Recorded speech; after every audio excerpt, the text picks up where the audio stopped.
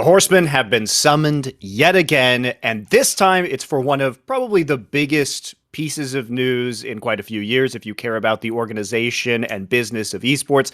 That is to say, it is the merger of ESL and FACEIT under the banner of the Saudi government's Sovereign Wealth Fund. And joining us is our Four Horsemen, Mik from FACEIT, to discuss this merger and answer questions. He's brave enough to come onto the podcast. And before we start, we also have to say that Richard Thorin and I have been working on setting up a new company, of which FACEIT plans to be an investor. So that is the disclosure up front. And then hilarious. Yeah, think of this as an interview. If it goes well, maybe what Monty says happens. If it doesn't, maybe there's an episode without you later on. Who knows? And also, I have to disclose that I was doing some consulting in terms of writing some of the CSGO facing press information and community information about this. So I was helping out with some of the writing of talking about the CSGO related projects that are going to be part of this moving forward. Now, I couldn't tell my fellow horsemen about this deal because it was confidential, and especially sensitive because ESL used to be a publicly traded company under MTG, which would make it illegal for me to say anything. So there were many veils of secrecy around this project. God only knows what happened to you if you betray those fucking owners now, Monty. Those exactly. Masters might have a different fucking punishment. Not just be a little blacklist from the old Riot industry, you know. Yeah, yep, that's very true. So we're gonna get into all of this. So first off, to lay out what has happened. MTG, which was the former owner, and Mik, you can tell me if I get any of this wrong or add some color to it as time goes on here. MTG was the former owner. It was a Swedish media group that was a publicly traded company in Sweden. And they, several years ago, purchased ESL. Now, for those of you who don't know, ESL has been secretly for sale behind the scenes. Well, sort of not so secretly, but for sale behind the scenes for quite some time now. So it was basically MTG trying to find a buyer for this group. Now, they also almost sold at the beginning of 2020. If people don't forget to, I forget which one, but I think maybe Do You. It was one of the Chinese streaming services they were going to be bundled off to, but it didn't happen. Yeah. So there has been, some discussions about who would buy ESL, who wants this business. Now, what ended up happening is that ESL and FACEIT, and I'm sure Mik will add color to this from the FACEIT side, decided to merge, and the investment group is the Saudi government sovereign wealth fund. And what this is basically a state-run venture capital fund. And what it's for is basically the Saudi government is taking all their oil money and then using it to try and invest in projects in the future. They've invested in many things, including like Uber, Disney. So every time you watch anything not evil, anything not evil. Non-evil projects. Okay, keep going then. So they've invested in a lot of things. You guys can look it up if you are interested in what they've invested in.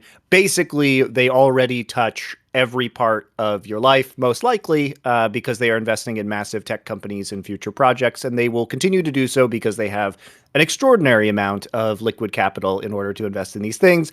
Now, one of these investments is now as I understand it, Mik, the complete and total 100% ownership of FACEIT and ESL combined. Yeah, that's correct. That's all correct. Okay. So maybe if I may add a bit of a background in terms of like FACEIT ESL merger, that's something that started before the discussion with the in this case is Savvy Gaming. Technically, is the company acquiring ESL and FACEIT, which is a subsidiary of PIF, the Public Investment Fund that you just mentioned. So effectively, they created a new company that is particularly focused on investment in the gaming space. So the ESL FACEIT group is the first acquisition they were doing in the space, but the goal is for them to let's say continue building a portfolio of companies and opportunities within the gaming space. They're doing this with let's say investor mindset, right? So they're looking at, as you said, like ways to differentiate from oil and all the businesses that they have, and they're taking a very long-term view, right? What's going to be valuable in the next 10, 20, 30 years, and that's where they're placing their bets, basically. So going back to the ESL and FACEIT merger, that's something that started before the discussion with the Savvy Gaming Group, and ultimately we saw an opportunity, as we think the two companies are complementary. Obviously, FACEIT is the largest online platform for people to come together and play, while ESL at the moment has the largest portfolio of content and events in esports. And obviously, like all of us here are very focused on Counter-Strike, and we care a lot about Counter-Strike, but this spans across a lot of different games and titles, right? And the way we look at this is actually more with a broader portfolio view, not just on Counter-Strike specifically, but what can we do as combined entities within, like, across all these different games and these different platforms and genres.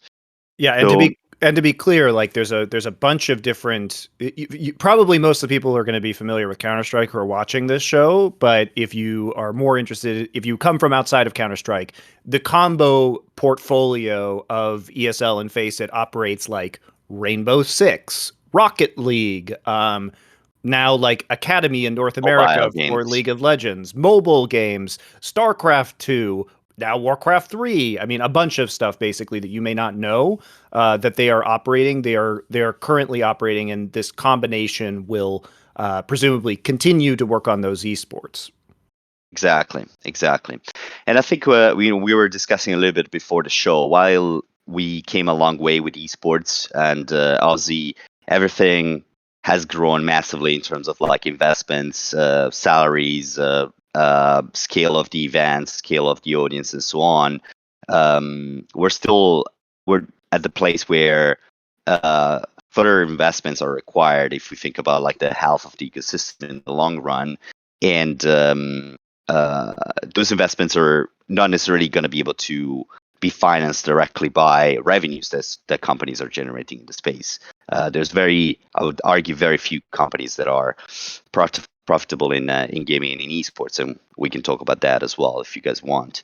So ultimately, what we believe that coming together, we had a vision to really transform the industry in the next 5 to 10 years.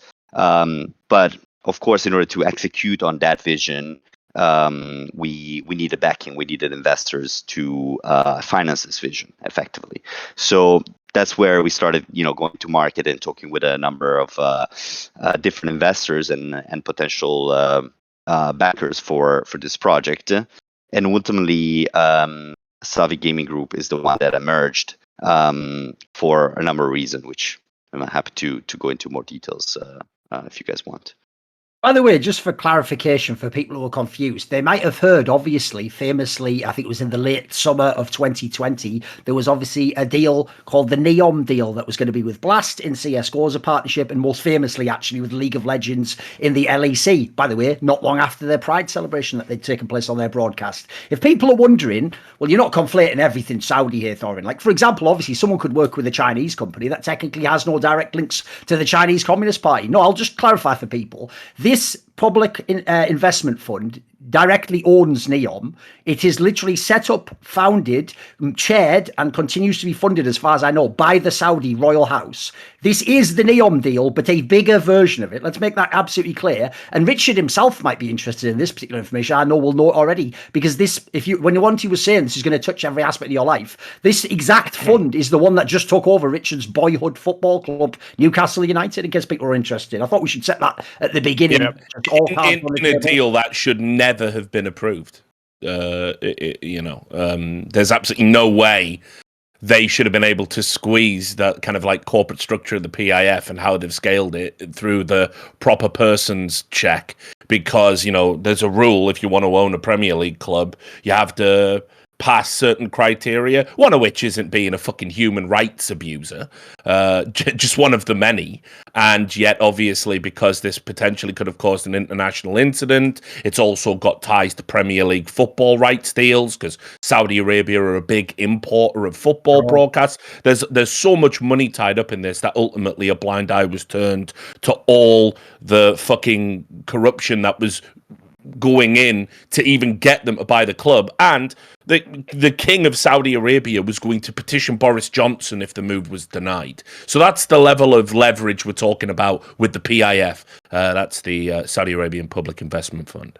Yeah, and also to be clear on when we talked about earlier that our potential deal with FACEIT, that deal doesn't come with any kind of editorial control by FACEIT, so we can continue to say whatever the fuck we want about FACEIT, the Saudi Arabian government, whatever. That's part of the deal. And also in the case of FACEIT here, it's yes, while the same entity owns NEOM because it owns everything that Saudi Arabia is investing in, absolutely everything. It also is different because it's not, the NEOM deal is operated by the Saudi Arabian government. And I think it's important for Mik to discuss the level of freedom that this new FACEIT ESL merger has in terms of running its own operations, because that is probably a critical difference. I'm going to say whatever the fuck I want about the Saudi Arabians and the Saudi Arabian government, regardless of what deals. In fact, I'd advise you right now, if you want, say whatever you want, Duncan. Don't invest if you don't want me to say stuff. Spoiler, you'll never catch me in one of your embassies, so don't worry about it. I'll be all right. That's right. No one's gonna. There will be no muzzles. Don't worry. No, don't worry. The character that was played by Macho Man Randy Savage in the Spider-Man movie won't ever be activated towards me. Thank you. The key difference here is that one is the sponsorship deal, right? So effectively, they signed a sponsorship deal to have either Blast or LEC to promote a specific project. And in that case, obviously, these companies were going to ask everyone involved in working on those shows, including the talent, to actively associate themselves with those projects and actively promote those projects, which I can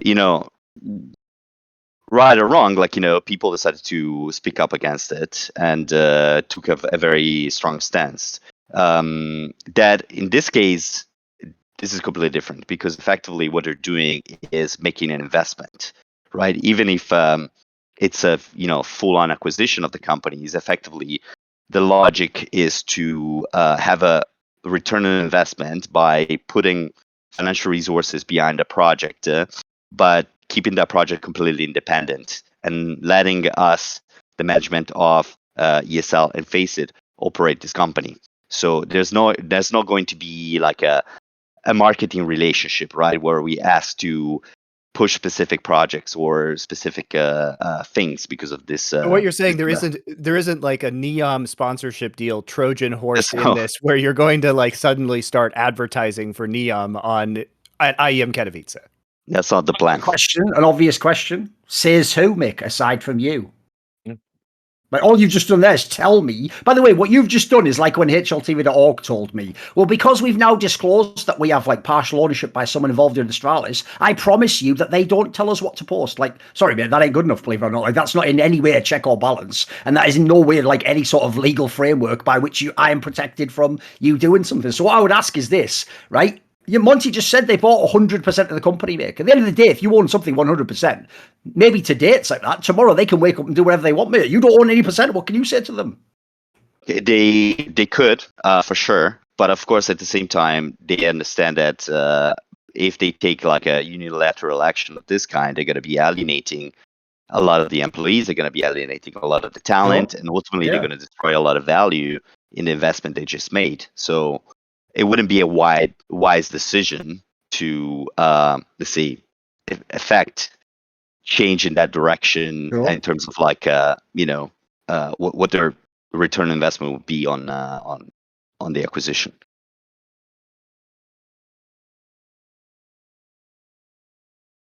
Now, obviously, that's not the case with we just have to believe you, mate. There we go. Okay, we'll take that as a premise for now. The only thing you can do is watch it from the outside and look at the messaging, right? It really is just a wait and see that I'm not the place. I don't know if you know where this money. I'm just a guy in a talk show. Like, I'm in no way going to like vet what they're doing in this company and stop them if they do anything wrong. Like last month, everyone's trying to get me kicked out of the industry, so I'm not even in esports, mate. So then again, those people were just about to get actual fucking blood scabbed money thrown into their coffers and go, well, I do have to pay off that Xbox. Sound great industry. I think we can get to that. we can say whatever we want today. Ultimately, the only way to convince the people that this is something good for the fans and for the communities with the facts. So I think we all gonna see in the next couple of months, if this was a good deal or not, and hopefully we'll show something good with it. So I'll say a few things just before we even get into the sort of debate, because I just want to sort of like lay the foundations of the discussion. So the first thing is, obviously, while we're doing this, Mykles, I might say some shit that's upsetting. So I do want to say, I'm happy for you that you've reaped some success from what you built. I've known you a long time. We've come a long way since beers on a fucking beach in Spain. Super happy for you, if you're happy. The other thing I want to say is, obviously, and this is a big part of the discussion we'll probably wade into, it's nigh on impossible to walk a consistent moral line in the modern world. Sure, we're all outraged about Saudi Arabian human rights violations. Then we go and we load up an Activision Blizzard game where their executives, in between apologies to the Chinese government, are molesting women. And we use their entertainment products to, pass the time. Then we turn on our favorite esports team and it's sponsored by some shady, unregulated gambling company from Russia, literally funded by a crime syndicate who probably chopped up some fucking Albanians that morning. And then, it's okay, don't worry, we've got America riding to the rescue. So even if we get past American foreign policy, which is incredibly fucking difficult because, we have the US Army and the US Air Force sponsoring our events, when we have Serbian talent working the events, when they drop bombs on his fucking family at the events, and he's got to sit there with a shit-eating grin on his face like this is all right because of moral relativism or something. We then, let's separate our minds from the American government. Let's focus on American corporations who, they release a flavor of ice cream called fucking Orange Man Bad, and then they're owned by Unilever that are using child slave labor to get the raw materials to make the product that you woke cunts fucking purchase, the virtue signal. The whole industry is fucking disgusting, and it's been disgusting for such a long time. I think we've really forgotten how it used to be. And my problem is that we could have been different, but we didn't. We chose to be sports. This is sports. Saudi Arabians, Chinese, Russians, all of these people own everything in sports because what they do is they throw money down and you go, yes, please, sir, can I be wealthy too? By the way, the only barrier of entry to being wealthy in esports is just your principles. Just have none and you'll be fine. You'll get a lot of money.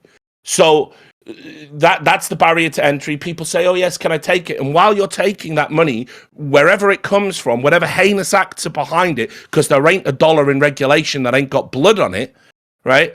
You're normalizing it. We're talking about that. We're talking about Formula One. We're not talking about gay people being executed.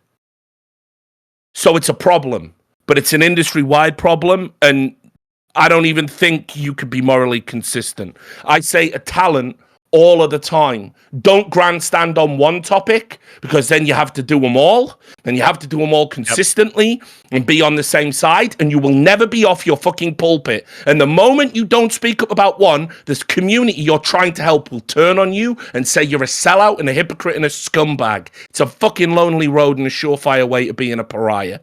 So, all of that said, I'll also just tack on to the end, and I know this is a weird way to sort of just put this out there when we were in talks with FACEIT. I can't take a bloodstained dollar. I have to try and walk that impossible line. For me, I won't do it. It stains the soul. I'd rather die poor with my soul intact. That's my take. It's not for everybody. I won't condemn those that don't, but that's how I'm choosing to live. So with all of that said, I don't know if this is a fucking cause for celebration that this has happened, a cause for concern. It's just another rotten day in a rotten business that's been rotten for so long. I can't even fucking process all of it. I'm just fucking disappointed. Here's my issue. I'll sort of tag it onto Richard's. Here's the issue.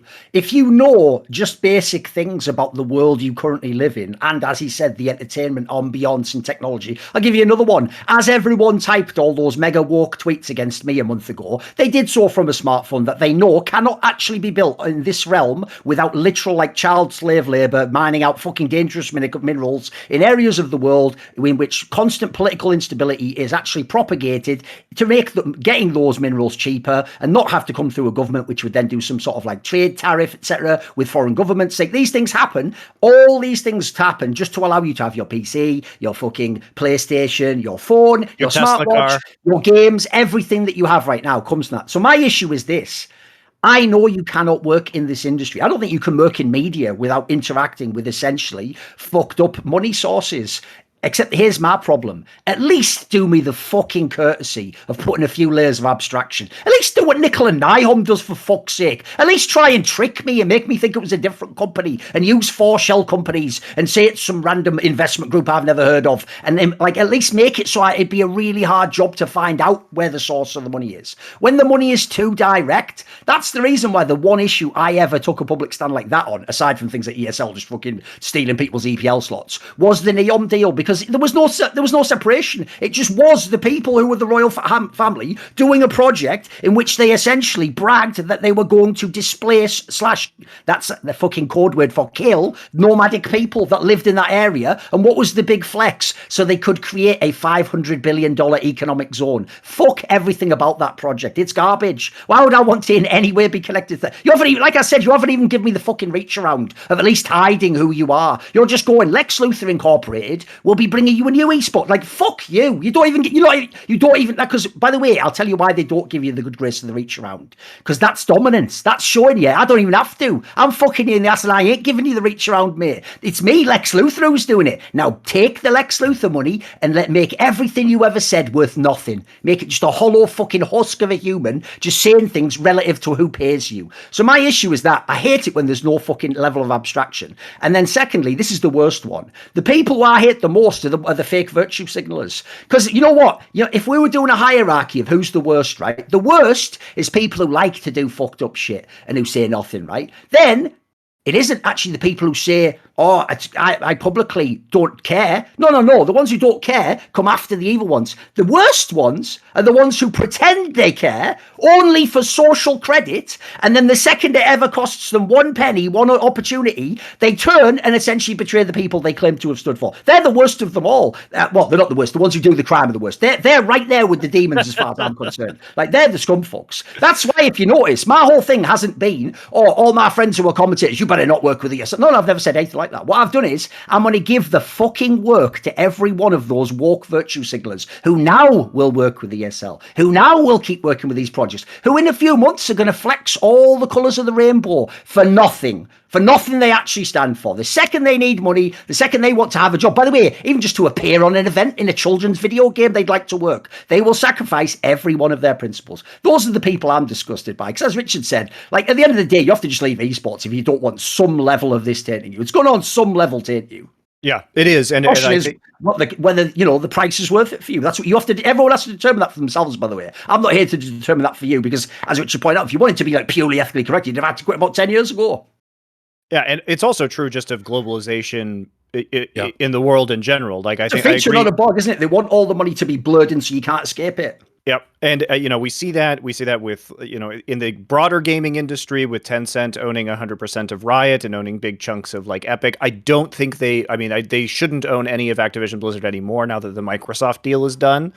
But I think in this particular case too, it's important to note that with the ESL employees, before anybody goes out and starts like harassing ESL employees, this would have only been known at like the highest levels of ESL because of this potential stock price manipulation that could have happened. So, and it's not the ESL employees' fault that the company was sold. Like, this is just another aspect of everything that happens in globalization. Is like, one day you could be working for a publicly traded Swedish company and the next day you're working for the Saudi government's investment fund. Like, you don't have control over that. So, it's not those people's fault that this happened.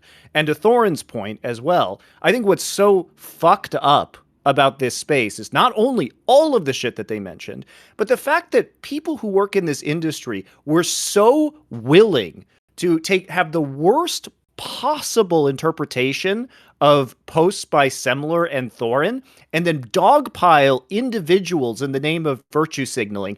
And as soon as it comes to the fucking money, just silence.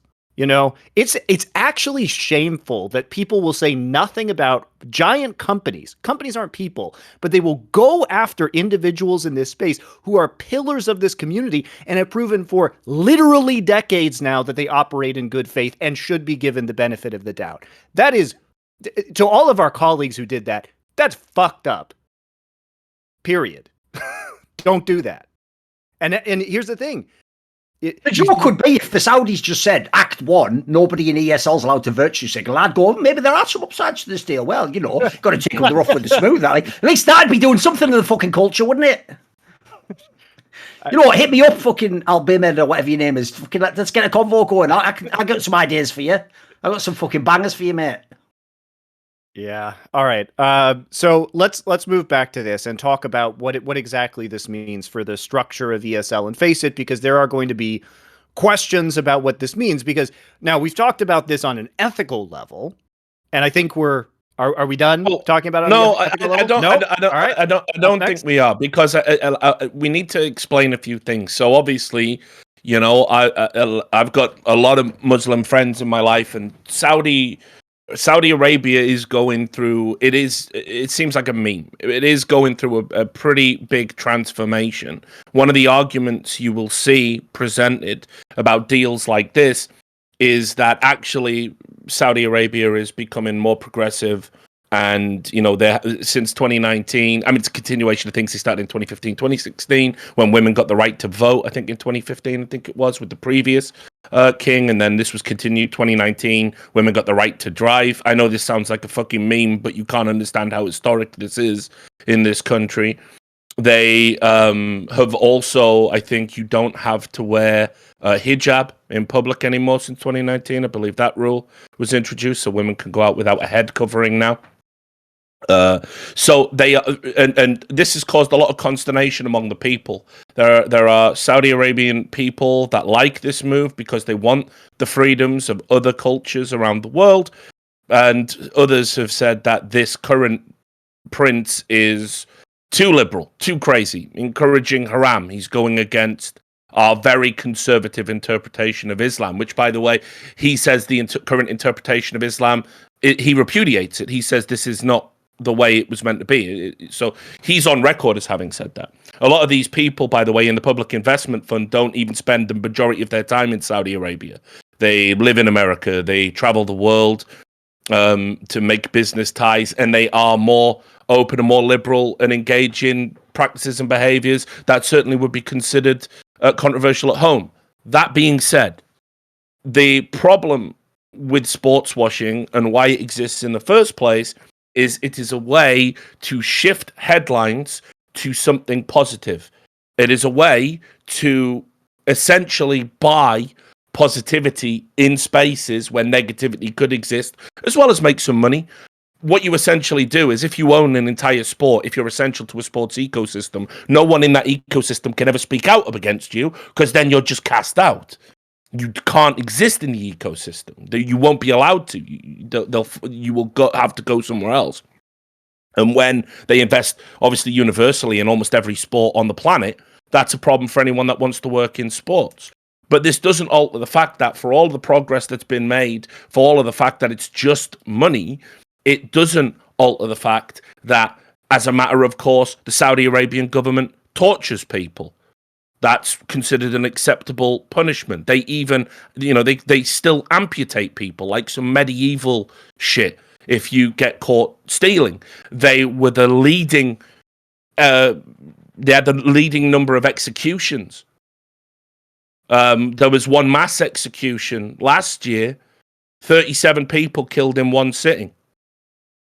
they have continually oppressed activists within their own country. If anyone knows, sorry to say this name because it might be triggering for you, Raif Badawi, if anyone remembers that case, this was someone that was critical of clerical interpretations of Islam. And they imprisoned him for 10 years for being an apostate and sentenced him to 1,000 lashes to be served in weekly increments of 50. He only got 50 in and then fell savagely ill. And there's been all sorts of Amnesty International and stuff involved with that. Their views on homosexuality, they simply do not recognize it. Interestingly enough, there's even a schism in Islam, because if you go to Iran doesn't seem to have a stigma around trans people because they believe because it wasn't directly condemned by the Prophet, it therefore cannot be wrong. And so you'll find homosexual men in Iran very often have to go through a transition just to live, to be safe. In Saudi Arabia, they don't even make that distinction. It's all completely forbidden. People go to jail for it. I've already talked about how they're making progress by allowing women to vote, by allowing them to drive, and allowing them to go out without a head covering. On top of that, there is rife, off-the-books slavery going on. The abuse of migrants. Right? They claim publicly that it was outlawed like decades ago, but as far as I can tell, millions of people, there's some sort of weird loophole where they do essentially exist as slaves, right? Yeah, and so they've created an essential form of indentured servitude, and they use it as a legal loophole, so they can't actually be sort of, because they outlawed slavery in the 60s, I believe it was officially outlawed. Which is a shocking. But again, if we start getting into geopolitical moral relativism, there's some other countries that have got problems, isn't there? But anyway, all of that is going on like now. You can't make a charity that gives money to people, to gay people, to same-sex marriage, to people with HIV status. They ban human rights organizations from entering the country. All of that is still going on at the behest of the Saudi Arabian government, whether or not they fucking invest in esports, whether or not they're more progressive, whether or not they have a good handle of tech, whether or not they will allow the tourists to have a beer in their country without being sent to jail. That's the problem. And the issue is, esports is, I would say, very progressive, despite what the naysayers say. It's got people from all different, world, right? Yeah, it's got people from all different backgrounds, all different cultures, all different gender identities, all different sexualities, and we all, whatever. Again, fuck what the naysayers say. We all make it work, and actually, people like me, who just grew up in a shithouse mining town, I would never have met some people from the backgrounds and the identities that I have because of esports. It's enriched my life. I don't see how it is compatible. I don't see how these two things are compatible. But let's not pretend that it's just some sort of, oh, well, hey, it's not NEOM. In a way, it's actually worse than NEOM, because the Saudi Arabian government is essentially washing the blood off its hands and saying, no, we are just like you, but they are not like us. Our values right now, as things stand, are fundamentally incompatible. And I can't shill for that. I can't shill for a government that's going to take a gay person and put them in prison. I can't say, hey, isn't esports great? And then when an ESL event in Saudi Arabia happens and they have to advise gay people not to publicly hold hands, we can't be part of that, man. Like, for real. Like, I can't. I won't. I will not do that. So it is a problem. The ethical side is the biggest problem. I've got two questions, actually, and they're both for you, essentially, Richard. But one goes like this. One of my issues with this whole topic is that I actually believe what Mik's saying. I believe in the short term, they were told, these companies, look, we don't want to have any control. You know how to run the business. We're just here to invest. It'll be part of our portfolio. And over time, we're going to build up this tech vertical maybe. And, one day maybe we'll have like stadiums and that can interact with the tournament organizers, can interact with the grassroots effective players come up through FACEIT. And then we'll have this women's league that'll promote diversity. We're very interested in what you Westerns are interesting. That might be all well and good at the beginning. My problem is this, right? I've seen how this plays out in my favorite sport, the NBA, with China. What happens is, at the beginning, when you're small fry, you can say whatever the fuck you want. They just want you. They just want to own you. Once they own you, suddenly LeBron James, maybe the best basketball player ever, can't actually publicly say anything about China. In fact, if he even intimates any level of displeasure, he will have to come out and, like a Soviet show trial, publicly apologize, denounce himself essentially, and his, like, in fact, the joke is, if people don't know, the same LeBron that was getting mad tilted that anyone implied he should shut up and drivel,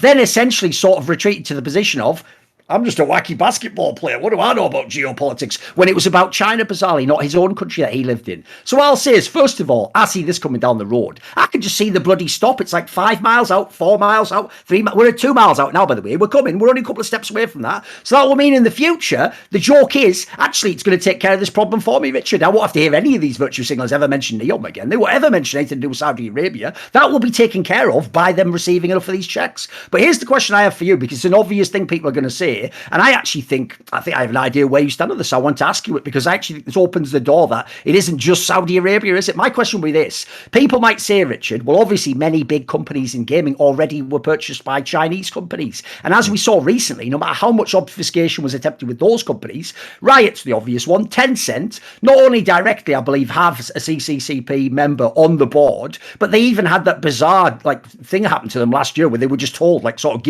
give like even more of your profits to the government because you made too much. So my question would be this: how do you resolve, like, to you, is it a similar thing? Is there a distinction between when essentially the Chinese government's involved with these things and the Saudis? How do you resolve that in case people think there's some sort of like a contrast that doesn't make sense here? Let's be clear. I think the Chinese government is worse than the Saudis. By, you know, it's very hard to kind of like create a hierarchy of evil. You know, I mean, again, the American president just fucking murdered 7 kids with a drone and didn't even get a negative headline because America's got fucking state media that would make North Korea proud. So, you know, how do I create a fucking hierarchical system in my brain? You know, all I know is, put it this way, right now in China, there are internment camps with Muslims in them that are being re-educated for the good of the fucking nation, having forced sterilization put upon them. And the women are then given to Chinese businessmen as a reward. It's fucking sick. It's depraved. And the Chinese government is telling anyone who mentions it that we will cut off your fucking money supply. And this is when you start finding out who's got a backbone and who doesn't. Spoiler, no one does. No one cares. The American press, by the way, bought and paid for, you know, fucking, you've got outlets like New York Times, just loads of Chinese advertising space purchased up, right? So how much of their fucking front page are they going to dedicate to what is a humanitarian crisis occurring in China that is co-signed by corporate entities? Let's not even get into the fucking abject racism that occurred out there during COVID. There was literally a curfew on black people in certain cities that I noticed just didn't get fucking reported on at all. And of course, mysteriously, whenever Disney's got a big product, the black person's just airbrushed off the poster. This is the world in which we live, and I'd wanted esports to be free of it because we could have chosen that. We could have chosen that. Mik made a great point. I know he's just sat there looking sad at the moment, and I commend his bravery for coming on the podcast once more. So I'll bring him in at this point. The original sin, where we fucked up, we took all that VC money and then we scaled up our business so much with the tens of millions of unsustainable dollars. We then had to get in bed with the devil. The devil was the only cunt left that had the money to keep this fucking house of cards running because we refused to create a sustainable industry. That's the real problem. That's the travesty. It's not only that, Mik, and I promise. If you guys had just watched Facebook, this wouldn't have had happened. That's a joke, obviously, but it's already half a joke. But also, you know, here's the other thing: is that esports in the early days was on the road to a sustainable pay-per-view model by independent tournament operators, and things like the GSL back in the day in StarCraft, things like where I used to work at OGN, where we did the Korean League of Legends and HD was subscriber only. By the time Riot made OGN stop doing that, they were making $1 million a year off of those subscriptions. They were one of, if not the highest subscribed channel on Twitch in 2013. And that was made to stop. And it was purely funded by you guys, the fans. And thank you, OGN Legion, for doing that. But the problem is the devs came in. Here is the flow of what happened. The devs came in. They said, this is a marketing exercise. It's free. Okay. All right. It's free. The devs are footing the bill. No problem. Right. And then they sold franchises. And all of a sudden, weird. Now the teams have to make money from this, but how can they? There's no media rights deals because Twitch has a monopoly and nobody will pay for the media rights. Twitch isn't paying shit to anybody for esports broadcasts or tournament anymore. That's not how sports works. That's not how making money in sports works. The NFL just signed $100 billion media rights deal, guys, and that's what helps fund the NFL. That's what makes money, okay?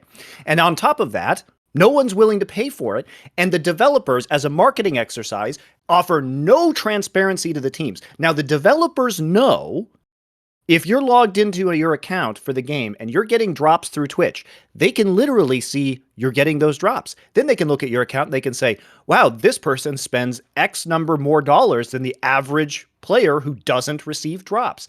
They have direct correlations between esports viewers and how much money they're making. And guess what, guys? They don't share that money with anybody. They don't even share that information. No one knows outside of the developers what that information is. So the developers just take all the money, the teams get none of the money, and that's how we arrived here. And I know everybody here, Richard, me, and Thorin have said this constantly.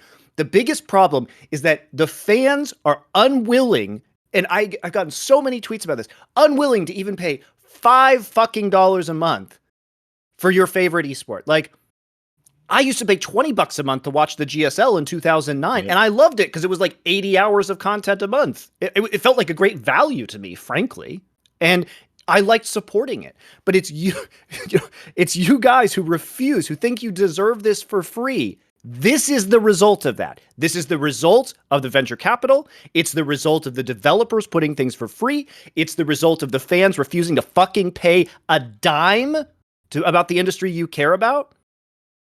It's all of it. It's Twitch's monopoly. It's everything. And that's why we're here. There's a quote that goes something like, every dollar you spend is a vote for the type of world you want to live in. Well, the joke is you guys never spent any money. You just sat back, spent nothing, made enormous social demands, and then you wondered why, to give you all this free shit. Turns out the local mafia boss was paying for it all. And now everyone needs to shut the fuck up about his extracurricular business activities. You know, like, guess what? This is the end result. So, congratulations to the fans, everybody in this industry for getting us here. Shout out to Twitch. Shout out to Riot. Shout out to Activision Blizzard. Shout out to all you fucking guys. That's why we're here. That's it. Anyway, I do think, now, we just heard a lot of horrible shit. However, I do think that we do have to talk about what this is going to mean for the future of FACEIT and ESL, because there could be some good that comes out of this, obviously. Like, this wasn't done for no reason. And with this money, there are going to be immediate benefits to the community that wouldn't have existed otherwise. And I think Mik should talk about that. And also, later on, we need to discuss, especially for Counter-Strike fans, the ESL monopoly was already pretty bad in that scene. And we'll discuss it. Because let's just maybe say interesting projects. I think saying good in this context is a bit gross. Sure, like, you know fair. What? They are doing all those like human rights violations and murdering people, but there is good that's come from it. Look, a new tournament in Counter-Strike. That's not really good in any kind of moral sense, you know. That's fair. Let's say interesting projects that weren't possible before. All right. So, Mik, what is this? Let's start with what is the structure of the new company? And like, let's talk about, I think you should talk about the independence from the actual fund here, because it's not, it's not like Uber is being puppeteered by this fund. No, exactly. So the company stays independent. So they basically bought into the vision that we have for, you know, the company and the future of esports, and they bought into our values as well, which are not negotiable, and that was clear from the very beginning. So that said, in terms of the structure, ultimately it's a merger with ESL. there's going to be a new management team with Nicolo and Craig being co-CEOs of Hey, let's the be new clear. company. Sorry, let me unpack this. So Ralph Reichert, who is in charge of ESL, is now moving onto the board in an advisory role. Nicolo is the CEO of FACEIT, for those of you who do not know, and Craig is Craig Levine, who you may know as Torble. He's an old OG esports person who is in charge of ESL as well. ESL executive. I don't know. Actually, no. Was he CEO of ESL? What was his former title? Co-CEO of ESL. Got it. Okay. Yeah. So exactly, that's going to be the management team, and then obviously the teams are coming together. Effectively, nothing is going to change immediately in terms of like teams and structure. We already started some cooperation, and we're going to intensify that over time. But ultimately, so the goal is to take the best of both companies, right? And the plans are pretty ambitious. So the idea is to actually scale up and have more people, more resources joining the company pretty quickly and pretty soon. In terms of like impact that people should expect and can expect, overall, the idea is obviously to invest in the scene and take a bit of a longer term view on the type of investments that we do. So what does that mean exactly? For example, if you're under pressure to deliver results as a company, you might think that the best thing to do is to create another tournament, have another competition, have more hours of content, right? That's well, in ESL's case, we use content in quotes, content, but yes. And so that's not that's not going to be the logic at this point, because effectively we're not here to try and look at the next quarter, but we're here to try and look at what's going to have the most impact on, let's say Counter-Strike, for example, which is a game that we all care a lot about. What's going to have the best possible impact on Counter-Strike in the next 5 years and the next 10 years, right? So what are the areas where we need to invest? For example, and we did a blog post on this. People can go and read with all the details. So, for example, with Counter-Strike, we're going to be focusing on doubling down and investing more on the grassroots level, right? So, what's going to happen to FACEIT and ESL? Obviously, that's where a lot of the players, a lot of the fans are playing today. First of all, like I've seen a lot of questions online. It's not going anywhere. Like we're not going to shut down ESL or anything like that. The two products are going to exist, and they're actually going to be working together, where effectively we're taking the best of FACEIT, what FACEIT is known for. So like, solo, the matchmaking, FPL type product. And we're taking the best of the ESEA, which is team leagues and cash cups, so team-based competition. And we're further investing into these programs, both to amplify in regions where we already have a strong presence, but also like to support regions that need more investment. Like for example, North America in this moment. So to be clear, to explain to people who don't know, who don't come from Counter-Strike and who don't know what the FACEIT platform is and why this is important. So ESL operates the majority of the events and has a lot of partners that have bought into their system on the esports calendar. And then FACEIT is a platform on which people play. So if you're not used to Counter-Strike, they offer anti-cheat, better server experience, matchmaking service, amateur competition and tournaments. And so basically what this does is it unites the kind of aspiring amateur scene and that platform on which millions of people play Counter-Strike and other games, but mostly Counter-Strike, and then unites it with an actual like massive professional circuit. That did already exist though once. It was called the ESEA. Yes, but it was much smaller than FACEIT's platform. I mean, that's even the detail Mik talk about. Aren't they merging the two products now? Isn't it essentially going to become one, right? No, they're going to be two separate products, but we obviously going to unlock the efficiencies between the two. So, for example, the anti-cheat teams are going to come together so that we can have a better anti-cheat, taking the best of FACEIT anti-cheat, ESA anti-cheat. Obviously, that's something the fans care a lot about. Then in terms of like user experience, we want to streamline that as well. So for example, we'll get to a point where you're going to have a unified user account between FACEIT and ESCA with all your stats and all your information and profile and so on in one place. And then eventually even have a unified subscription model where you can have one subscription that gives you full access to both platforms and full functionality on both platforms. So this is just like, some of the first steps that we're taking. And of course, I think the other big part is with the FACEIT platform, we are first and foremost like an open platform, right? So it's not just about like the competition, the tournaments that we organize, but we have tens of thousands of community organizers, all sorts of organizers that we support, and we're gonna keep investing in supporting them. This goes from like small local communities all the way to partners like Blast. So we actually are providing server technology, anti-cheat technology, and support to all the Blast events, and we plan to continue that. We don't want to discontinue that. We think that it's important for us to have a healthy ecosystem, have competition in the ecosystem, and that's what we gotta be promoting. In fact, So a company that's basically the rival of Blast is also providing, through a company within its portfolio, the actual technical services that Blast runs on. Let's also be real. They'll be buying Blast in the next 1 to 2 Seems years. obvious. Yeah, I hope they buy everything, just so it makes all the virtue signals. Well, better. they said in the press release, the particulars were there, that they wanted to spend 30 billion over the next 5 years. So they're just getting started. Some of you are selling out your integrity too cheap. Just hold on a little bit. What about those fucking diamond hands? Hold.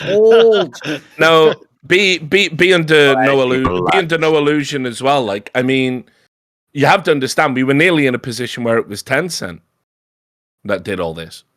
Well, they sort of did in certain esports. Yeah. I mean, let's not forget that they have a huge investment in mobile esports as well. They own all of Riot. They own like 40% of Epic or something like that. So the thing is, though, the joke is, like, the Chinese government actually told Tencent, like, will you just calm down with all that? And so that's why they actually haven't bought more stuff. And people don't know, they were actually told they weren't allowed to make more games even at one point.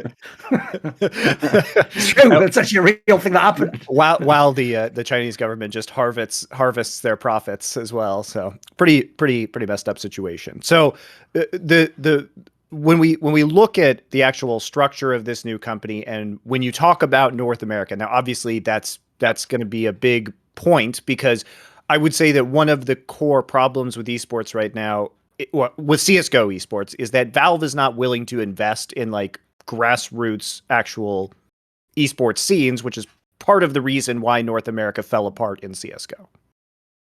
Yeah, we're going to be doing that, and the fact that we have this long-term horizon allows us to make those investments, because obviously, like grassroots investments don't have a direct return on investments as you would have on a big tournament or a tier 1 competition, right? So it's capital intensive, and but now with this new structure coming together, we do have the resources, the willingness to make those investments to further the scene for the next 3-5 years.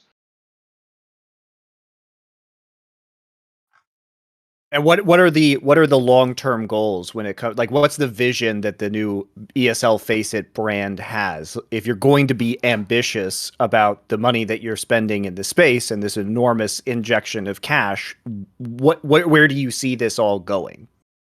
Yeah, I think of course is to create like stable ecosystem across different titles, right? We obviously look at Counter-Strike as one example of an ecosystem that has a lot of good things, but also needs a lot of work still. So definitely Counter-Strike is a good place to start in terms of furthering the investment of the grassroots. I haven't even talked about like the tier 1 stuff, but of course there's going to be a lot of investment going towards improving the quality of the content rather than doing more broadcasts and more calendar space. It's more like quality over quantity investments. There's going to be a lot of investments in editorial and contents as well, so that we can finally produce those nice pieces of content that can really enrich the entertainment experience. of the fans watching, and it's not just like the usual broadcast where you're just like jumping from the analyst desk to the casters to the game to the casters to the analyst desk, but have actually like some meaningful content around it as well, and then a regional expansion as well. So we think in Counter Strike there's definitely room to do a lot in terms of supporting other region. I think there's been some announcements around more initiatives in LATAM as well around this deal, and there's going to be a lot more coming up. Now, okay, I talked about Counter Strike. You asked me about the broader company vision. I think the idea is, but the two things are not like too distant, because Counter Strike is really an ecosystem where we have the strong synergies where all of the portfolio of big events that ESL has, and all the grassroots that we have on our platform can really create a virtuous cycle where effectively we can connect more of the player development and talent development to big events and bring them to big events. And then we can use the big events also to promote more platform activity and drive users into the grassroots. Effectively, that's the model that we wanna take, and we wanna scale and replicate across different game titles. So that's the vision really.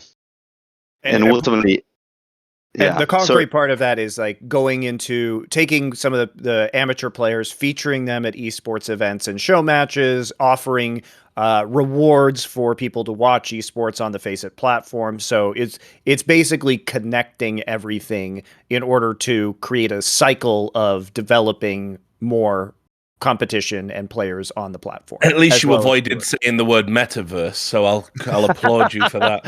It's no metaverse, no. I think I would have fucking thrown up if that got bandied around.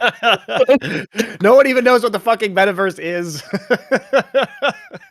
Anyway, I think what the concern for a lot of people, myself included, is about the CSGO circuit, because I think that one of the criticisms, if you're an esports fan, has been of ESL is that, first off, they take up, in a space that's supposed to have multiple different operators, compared to Blast or Flashpoint, for example, ESL takes up like 40% of the given days in a calendar year, and that's before holidays, before player breaks, before other tournaments. My opinion is that a lot of these events, especially during the pandemic, were beefed up insanely in terms of format. It was basically just nonstop games. There was really no differentiation from one event to the next. They all just looked exactly the fucking same. There was very little content.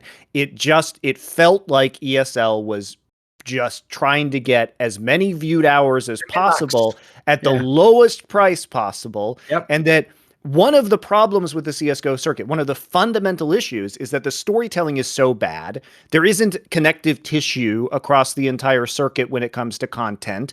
It's hard for the average person, unless you're a really hardcore CSGO fan, to even know like what's important, when's the next event, where is it going to be broadcast. And my personal take is that it would be much better to slow down the pace of events and actually have a proper build in terms of content and hype into those events and do real storytelling, because CSGO is the best esport in terms of viewer experience. It is the best by a long shot in terms of the big esports right now, because the barrier to entry is so low. Ergo, if you had better storytelling, you could probably get more fans involved. Who knows? Maybe ESL now can even pay people talent rates from the last half a decade. Yeah, they were up to some shenanigans. Chance would be a fine thing. Chance would be a fine thing. So, like, what's your reaction to that? Because I know, Mik, like, obviously we've worked together on Flashpoint because FACEIT was the production operator of Flashpoint. And so what is that, like, what is your take on ESL? Because I think that many people feel that way about ESL's productions. And what we saw before the pandemic was like, oh, we're going to have this in Malta and we're just going to centralize everything. And then we'll just fly out to the cities for the playoffs for our various like IEM or ESL 1 events. And which was also a cost saving measure. But I'm in favor of closed studio shows, for group stages. I think it's the best way to operate things. So I don't really care about that. But yeah, what's your take? I think I would agree with you, and at the same time, obviously having had a chance to spend more time with the guys at ESL and understand a bit better how they approach things, I also do understand why they made some of those choices in the past. Enlighten us. I mean, I kind of like hinted at it, right? Like, if you're under immense pressure for short-term results, then you're gonna choose a path that is different from the path that you can choose when you have an abundance of resources and you need to build for the future. That's a key point, really. And I think on a lot of this, those choices, they're not like done in a happy way, right? Like I'm sure I mean, I know that they always had the inspiration to invest more into the content, into the editorial, into the building the storylines, and even like into at least recently create a more inclusive circuit and ecosystem. Like that's something we actually hinted at in the announcement. But ESL has been one of the promoters with other big organizers like Blaster, Lad, and so on, in trying to come together and have a unified ranking system that can work across all the different events, right? Are you really bigging up the ESL ranking right now? That one where they got 5 players who never played together and they made a team and they were top 20. What are you referring to here? Like, what ranking are we talking about? Are you saying they're going to make a consolidated future project? There's an intention.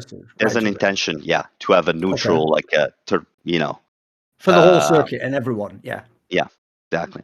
So, which is by the way something that Flashpoint, was trying to do with the CSPPA as well. And it is absolutely necessary because, like, the problem with the ESL ranking is obviously it's incredibly biased to ESL events, which makes it more or less useless for determining, on an open circuit, which teams are the best. So hopefully there will be, and I assume that will all be everything will be transparent about that ranking in terms of how it's calculated and the way that it is evaluated against the broader circuit, including other non-ESL events. I have a question for you, Mik. When you keep using that term sustainable, I'm really confused by what you mean by that. Because to me, it's an English word. It means it can sustain itself. Like, it doesn't need to have external things put in. It can generate, for example, the resources to run, to pay things, to essentially to live. It's like a perpetual motion machine in some sense, right? I would say I don't know of any business that ever existed like that. As far as I can tell, every business in every market is short-term based on supply and demand and what the mores of the day are, what the products of the day are. But I would just ask you this, right? At the moment, if we asked why isn't esports sustainable today, it's because there are almost no revenue models. There's the sponsorship model. Your company actually is a rare example of a company that can make money other ways. You do have people who pay you to obviously play on the FACEIT platform, etc. There are a few angles. There's an incredibly tiny merchandising business in esports. Ticket sales, again, incredibly small amount, doesn't even pay for the event. If we put all this to one side, the question basically is this. This basically is just, from the outside, an enormous version of the cash injection that people have had in the past with this old equity for VC. The difference is, instead of getting 5 million, 20 million, you're getting $1 billion or whatever it is in this case, right? So how does that money, like, presumably it was just not enough money in this scenario to make it sustainable. How does that money get converted into, like, the industry itself working, not just, burning through $1 billion, as it were? I think it's a great question, and you're right. We're not there in terms of like revenue streams right now for the industry. Of course, we have right now we have sponsorship and brands, and that's accelerating. It's accelerating pretty fast, especially during COVID. A lot of non-endemic brands got more and more interested into the space, and they're coming in. They're writing bigger and bigger checks. So there's definitely a positive trend there. On the other hand, if you look at the media rights and like the the engagement that people have with content online, like the amount of people, like the amount of eyeballs that are watching, the amount of hours watched, and so on. And then you see on the other side the output of that engagement, the monetization that comes from those media rights. It's absolutely insignificant, right? Yes. So there's already like a huge problem there that needs to be solved, and it's not going to be solved, quickly. And we don't even know. We don't have the silver bullet, right, to solve it. It's not like we can just say like, okay, from tomorrow it's all going to be pay-per-view. No, we know that pay-per-view it's not the right model for this. Like, it's been tried. Like, Well, it has could these be. results. I mean, So here's the thing. Like, personally, I don't believe in pay-per. oh my God, he doesn't believe in pay-per-view. He went away. Goodbye. Oh, did he log out? They just lagged a second. Yeah, he'll be back. He doesn't even believe in fucking view, let alone pay-per-view. He's just fucking pulled the cord, hasn't he? I'm sure he'll be back. I'm sure he'll be back shortly. I hope he hasn't gone the same way as Khashoggi. He's back. He's back. Can you hear me? Yeah, I can hear you. Can't see like. Oh, yeah, we can hear you. All right, here we go. All right. Yes, So you were saying you don't believe in pay-per-view. Why? Yeah, because at this point, like, it's about scaling up the numbers, right? We need more people to engage with esports, and putting a paywall in front of the content. It's not a good way to be inclusive. Say, like, you get more audiences, and also, like, if you look at traditional sports, they're actually starting to move away from the pay-per-view model, right? I mean, slowly, but cable TV is a huge decline, and they do have like some decent pay-per-view on OTT platforms and so on, but that's a very different audience. It's a very different demographic. Yeah, but everybody pays for streaming platforms, Mik. Yeah, no, but what I'm saying is, like, maybe the solution is more towards a freemium model where you can enjoy the content for free, but if you're a super fan and you want to access something special, you want to access something unique, then you can pay for it. That might be an avenue. Let's also be real, Monty, right? Like what Mik isn't saying, and we all know this because we're industry people, is you surrender all your competitive advantage of having a giant sugar daddy slush fund if you then start charging people for the product, even if it's a reasonable amount. Even if you get the whole point of having the slush fund is you can give it away for free, get them hooked, then you jack up the fucking price. So look, and you can play chicken with all your rivals. Let every other person who doesn't have this fund burn all their VC money while you're burning through your billion. That's another little game plan, of course. True. But I do think in the long run, though, that when here's my take on the monetization problems.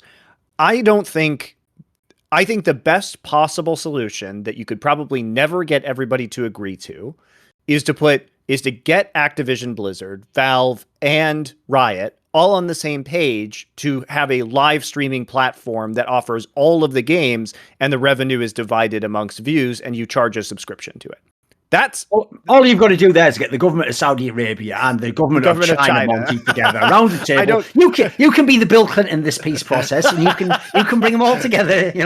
I can talk about all the things they have. I can talk about all the things they have in common that Richard discussed earlier on this show. We'll build the bridges through blood. Anyway, I'm just saying that fucking Shelby, whatever it is, that new what's it even called, that place? Fuck that new. Where do the Simpsons live? What's the name of that place? Springfield.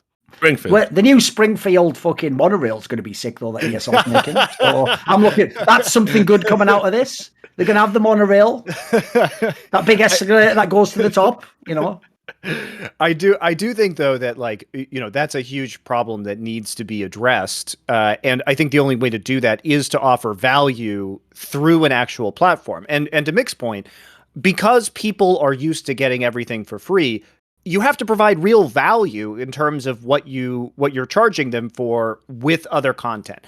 I don't know if there are enough hardcore esports fans to actually pay for this content, but I do believe that in the long run, if you created a streaming service that had a bunch of different esports on it, which certainly even without Activision Blizzard and Riot, ESL and FACEIT could do because they operate a bunch of different esports already. And that's where the broadcasts were, and it was paywalled. But also on top of that, your $5 a month or whatever, which is your Twitch subscription, which I don't even understand people in this fucking, like, the fans, because it's like, I am going to subscribe to, you know, Tyler won for $5 a month, but I can't possibly pay $5 a month to watch all of the Counter-Strike tournaments. You know, it's yes, Monty, you've actually accurately just diagnosed the industry. The industry is less competent at marketing than Tyler won. It's true. They create a more authentic brand experience that makes his own fan want to shell out money than any of these billion-dollar value, well, in this case, literally billion-dollar valued companies we're talking about. That's sound competent. It's almost like some 48-year-old German boomer isn't the ideal guy to be down with dem kids and getting them all to pay the money, is it? It's almost like he can only trick fucking Saudi sheiks into paying him the money. Are you right? Like, okay, look. So there's a fundamental thing that goes right to the heart of this and everything that's happened recently. And I know Duncan's familiar with this concept. I'm sure you are too, Monty. It's what they call the greater fool theory. Are you familiar with this? I'm not.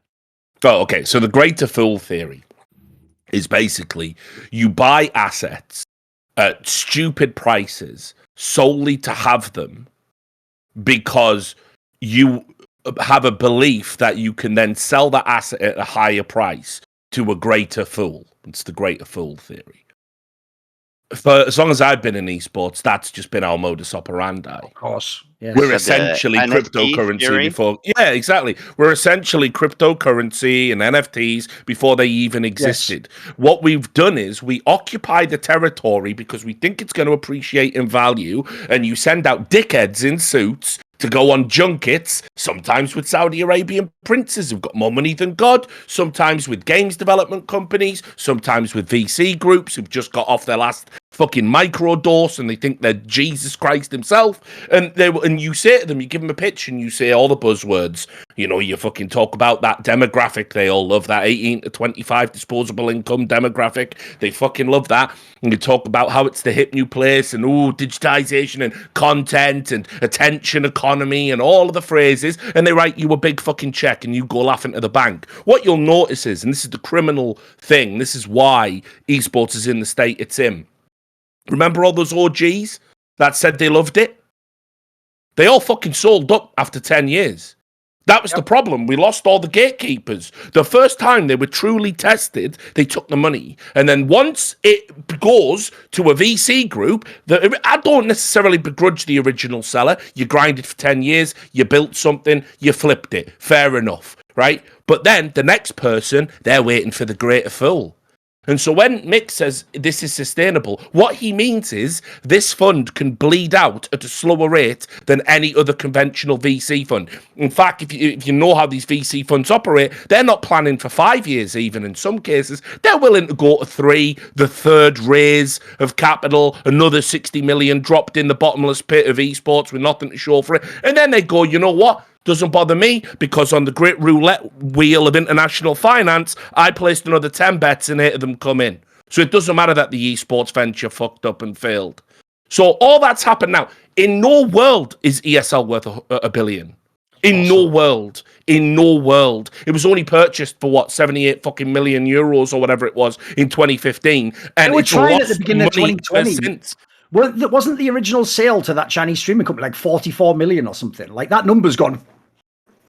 Look at how much it's like over 100x. So they've come in, they're the bigger fool, right? Except they don't think they're the bigger fool. They think they're going to scale this up somehow. They're going to take $1 billion, sit on it for 10 years, and they believe the industry is going to advance so far ahead, they're going to flip it to someone else for 10 billion, for 60 billion. Just like Activision Blizzard. Despite everything getting bought for fucking $95 a fucking share price by Microsoft because they just want to occupy the territory because metaverse or something. Our industry, it's one of the most unsustainable nightmares I've ever seen. It's all lies. It's all bullshit. To call it a bubble is fucking delusional. It's garbage. No one's built anything of any meaningful stance at all. Everything withers and dies because it doesn't have revenue streams. Yeah, it starts with the fans. It also starts with every dickhead who just wants to fucking swan around in a sports car making deals with venture capital groups. The business is fucked. Yeah, but it's completely fucked. But Richard, I think this is actually the only way to unfuck the business. Weirdly. Truly. What, taking $1 billion from the fucking I would argue with government? Richard with this in this case, like I don't know if I'm allowed to disclose the exact number, but the ESL FACEIT group generates like revenues in the hundreds of millions. There were. I will say this, Mick. You say nothing. There were reports that I saw around. Sure, you this do, but I said don't believe you're massively profitable in any fucking universe. That said that the revenues were $200 million of the new company. That is what was reported. Yeah, revenue. That's before you take away all the expenses, all the tax, all the rest of it. So the joke there is you give me $100 No one is massively money. profitable. No, this is a growth industry, right? Like it's everyone is investing right now.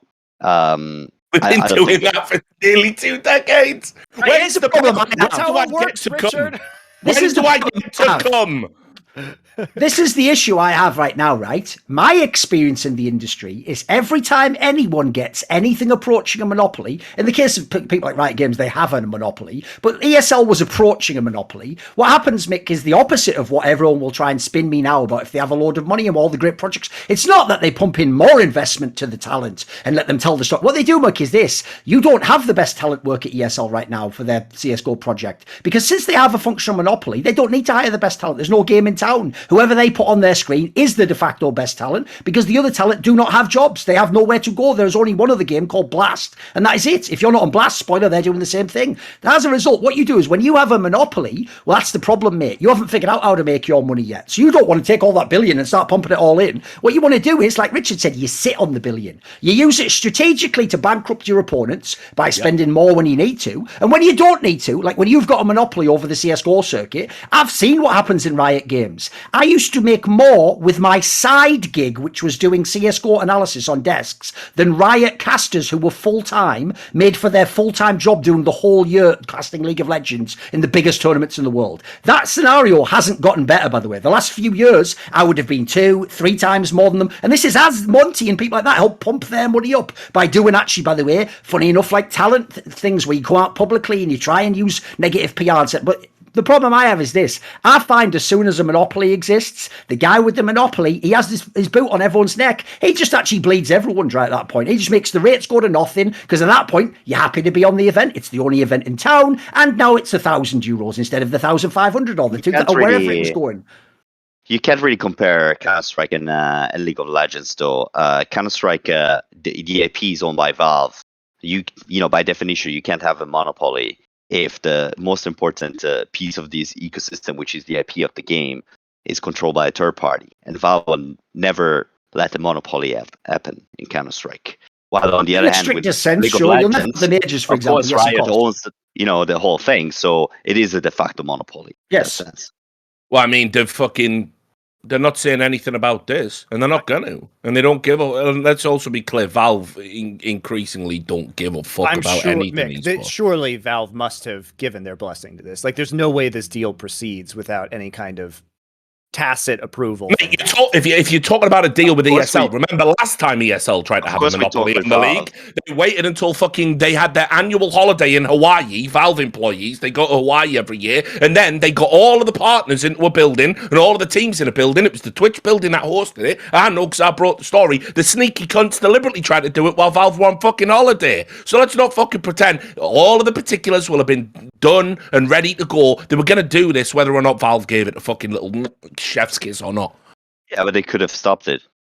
No, they can't. All they can say is we won't give you CSGO as an IP. Yeah, exactly. That would be disastrous that's for pretty everybody. material. That's pretty material. Yeah, but again, it would be disastrous for a normal company that needs to make money in the space. No, it would be disastrous because it's not only the esports side; it's the user base. Like, they have to have access to CS:GO in order to operate the platforms. The second Valve outlaws ESL doing this, CS:GO's dead, mate. Yeah, if Valve thinks that we're a bad actor and pulls our license, then But, well, they can, I mean, they can decide irrespective people of play in that, the space. Valve aren't going to do that. They cannot. They can never say that they can't. But basically, they've sort of let ESL out with impunity for how long anyway? You'll notice all of their moral objections to all the shady shit ESL have done down the years, right? Which I know it's weird because you're listening to me talking about the shady shit ESL did, Mick, when you used to be obviously as angry about the shady shit as I did. But it's unfortunate. You're history. Ancient history. You're in an unfortunate spot now. History. But look, Richard, he might still be mad, but he can't throw his new colleagues under the bus, and also he could have every intention of changing these things. Yeah, for sure, right? Whatever, La La Land, etc. But look, at the end of the day, right? Here's the reality: if Valve, right, when you dominate 80% of the calendar and aggressively position yourself, and also you are one of the few. I don't want to throw this word around like it's a compliment.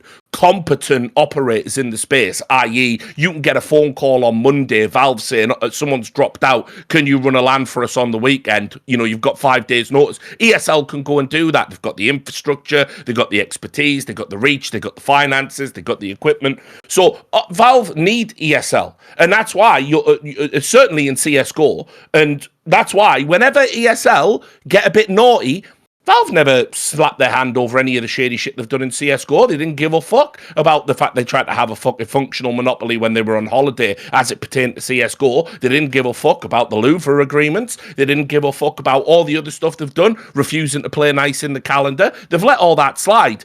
They didn't even care about the Facebook deal. And then the Dota 2 community complained and suddenly it was bad. Fuck Valve's involvement with CSGO. Fuck all of that. So they were never going to pull your card, Mick. Never in a million years. That would require whoever, the one person left at Valve that cares about CSGO, to wake the fuck up and smell the coffee. Look, guys, Mick wouldn't be here if he didn't actually give a fuck about changing things. He wouldn't be on this show. I know that. It's like, come on. Well, just say, Monty, you did start the episode by pointing out he might be about to invest in a company with us. Sure. Just going to give you another motivation as to why he might want to come on a show where we have branded ourselves as people of integrity who call out people who are scumbag actors. Probably not a great idea to go, you know what, Monty, I don't think I can come on that show. By the way, can I still buy in the company? Give me a break, mate. That's fair. But at the same time, I think we have to give him the benefit of the doubt because we all know Mick's positions over the years. Benefit of the doubt means he's allowed to give his opinion. We're allowed to say I disagree with that, and I don't think that makes sense. I don't have to agree with it. I definitely do not have to agree. You don't have to agree. You don't have to agree to disagree either. This is the Stanford prison experiment in fucking esports, and Mick has become the jailer now. Exactly. Christ. What a terrible idea. Too far. Change anything. Exactly. All right. So Monty told me, come on, it's going to be nice. No, but I want to say this. No, I didn't believe you. Don't worry. I would say this, like in the last couple of years, we actually didn't compete much, if anything, with ESL. If you think about it. Yeah. And this deal and this merger doesn't really add anything in terms of to the CS:GO calendar, right? It's nothing is going to change from a CS:GO calendar standpoint with this deal. I mean, I hope it goes down. Frankly, I hope there are fewer. If I know this is crazy, but I hope there are fewer events, and some of that budget is rerouted into hyping up those events and marketing them properly, not making players play till 2 a.m. and over jamming your schedules and your formats. And I know you said this, but the reason why that's actually going to change. Imagine think that's even anywhere on the fucking. And by the way, I can tell you at least there's one less tournament in the circuit this year, so there's a little bit of space. So, I think that looking at what we're talking about with ESL, it's that they did these things as we discussed, so that they owned everything, and so that no one else would have any other time to do anything at all. And it sounds like what Mick is saying is that tactic is no longer going to be used. Mate, Monty, this is one area, mate, where me and you'll never be aligned. The idea that they're like, look, they only had to fuck everyone up the arse and stamp on their throats before they had total control, Thorin. No. Now they've got total control. They're going to be really cool to everyone. I'm not saying that. Really awesome I'm not saying that. I'm saying what Mick was saying. I don't be laughing, but the way you're saying it is just like I can't help myself. But Thorin, it's not about what anybody says here today it all is going to come down to what actually happens in the future, right? Okay. Mik has said that's not the intention. I'm not saying that everybody should trust the new monopoly. I'm just saying that we can't evaluate it. What we're hearing. Anytime you're saying sentences like, I'm not saying everyone should trust the new monopoly. Like, which side do you want at that point, Monty? That's all I'm saying. Look, I think that in the long run, and to Richard's point, look, Darth Vader's done a lot of bad things, but he wants to make the galaxy a new, more inclusive place for everyone. Jedi, Sith, everybody's included in the Empire. Exactly. Yes. Listen, we've killed all the Jedi we wanted to, but if you're a Jedi out there, just come forward. It's an amnesty. Come forwards now. Everybody's the same in the stormtroopers. Everyone's the same. Actually, the younglings get you. No, but it's hard to we will have to see what the facts are going to be in the coming months, right? Yes, that's exactly. The reality. You guys are like, I've seen this before. The rates will go down for casters, which obviously we all care deeply about. But guess what, guys? We're going to hear about that, and then people here are probably going to be the one to break those stories. So, I mean, we're just going to have to see how it goes. I mean, I'm not doing that for the next 10 years. You guys can fucking please yourself. If you say like it's true, you're gonna have so much material for your shows. You're set for life. Yeah, that's a great angle as well. Look, if you're like Canadian, you can love how incompetent our regime is. We're going to be fucking up every week. You guys get ready for this, boys. On a serious note, right? There like right now, okay, people might not realize just how much territory this merger essentially does occupy. And that is that we knew ESL occupied 80% of the CSGO calendar, but remember, we're talking about the totality of ESL. ESL, as I said, are a go-to tournament organizer. They have ties to a lot of games publishers. It's not a surprise, by the way, that the CEO of the company that's just bought ESL and FACEIT is a former vice president of Activision Blizzard. The jokes write themselves. We'll move on. But on top of that, it's all the other games they're in. It's all their offices. It's their pugging system. It's ESEA. It's DreamHack. I mean, if anything, I think the portfolio is really bloated. And then on top of that, you now add FACEIT. FACEIT themselves essentially a production company, a pugging system, a tournament organizer, ties to Flashpoint. You've already heard there. They help Blast out too in some capacity. So what happens now when they buy Blast?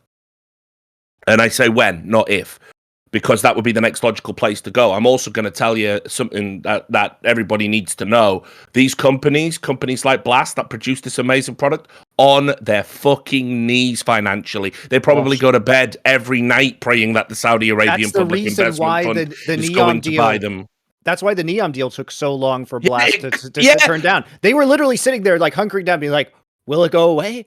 Will it go away? And like it took a lot longer and it took LEC disavowing it for them to disavow it. Yeah, and even then, they just gave some sort of glib, wishy-washy statement. They needed the money desperately, and they wanted so badly to hold on to it and not have to surrender it just because of the weight of public opinion. They thought they were going to style it out. If you remember at the time, they went something insane like 10 days without even making a public statement while they were in their biggest PR storm to date. So my point is, what happens then when, especially for CSGO, but it will apply to other games too, not all of them, but certainly there will be, I could see, for example, this conglomerate operating the Overwatch League in a year or two, because Activision Blizzard have fucked that up unbelievable, and I think they'll look to palm it off on somebody. So what happens in CS when they buy Blast and a few other territories? They'll have to get themselves like, a games publishing platform as well, a streaming platform. You'll have to have the full set of toys.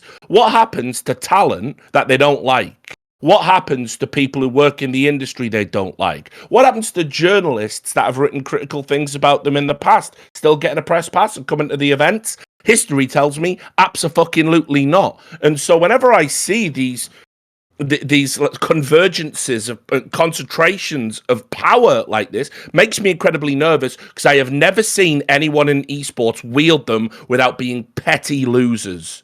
It's pathetic, our business. That is true. So seriously, it's a big issue. Right now, there's a lot of CSGO people that are fucking staring into the abyss, future-wise. And there's nothing Mik can say. There's nothing that hierarchically the structure will change that's going to alter that. And also, let's be real, I'm going to suspect an entire intention behind this. This will be used, as Richard said, to move the needle on news pieces when it is the right time to do so. Because Zoomers don't really care about geopolitics. If you can distract them with a different story, oh, look, they've launched a new Fortnite League.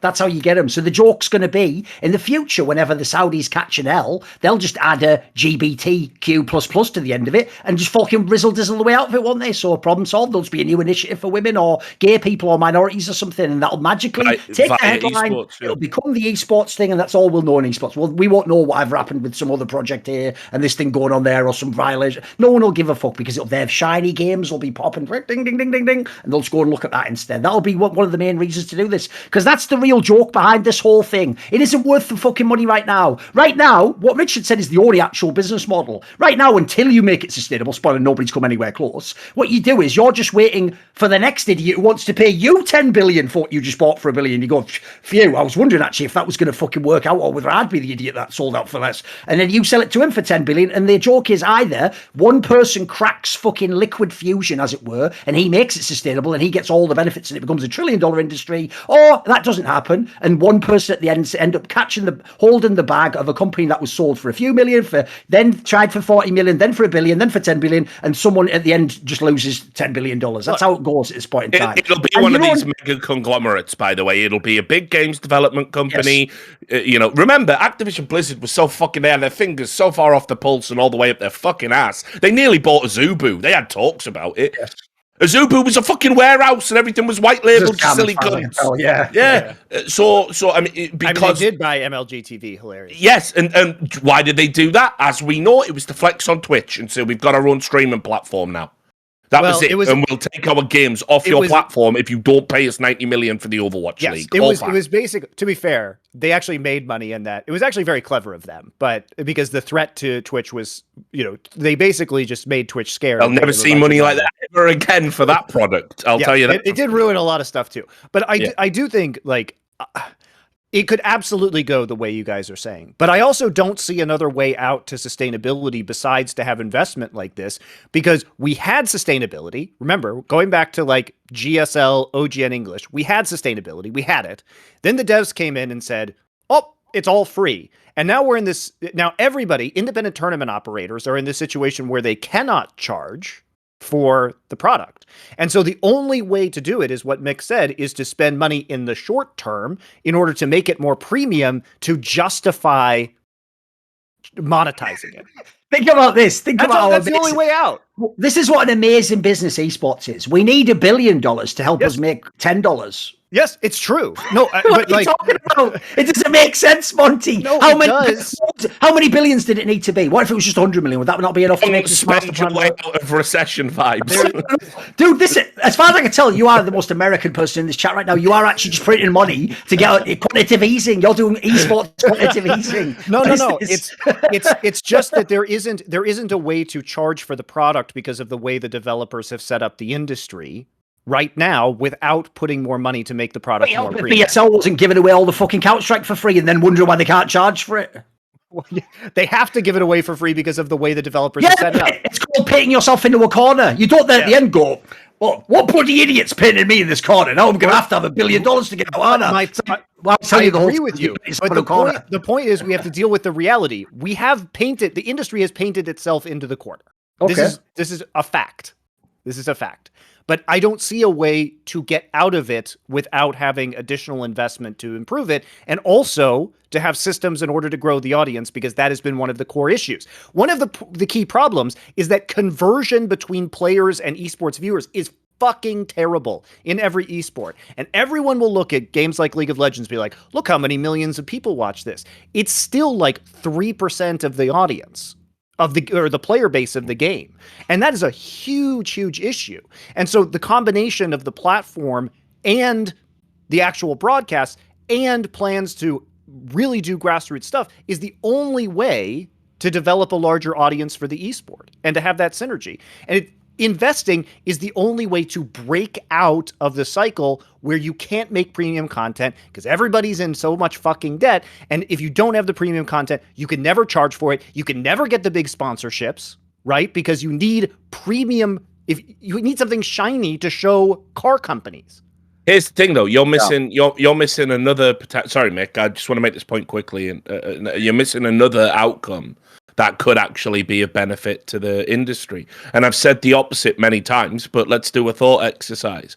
What if the businesses that can't be sustainable? What if they stop just being given more and more money to support their unsustainable model? What if we just let them fucking die? I am sick of this attitude that certain companies are too big to fail, like they're banks or something in esports, because what are you telling me? What, no one's going to rise and fill the gap? You don't think Blast would immediately expand and occupy more of the space? And maybe then, you know, suddenly we've got a calendar where it's... What? Eventually, someone has to crack the nut on a long enough time scale, you know, like the monkeys at the typewriters, gonna write Shakespeare. But the problem is we recycle the incompetents and give them more money.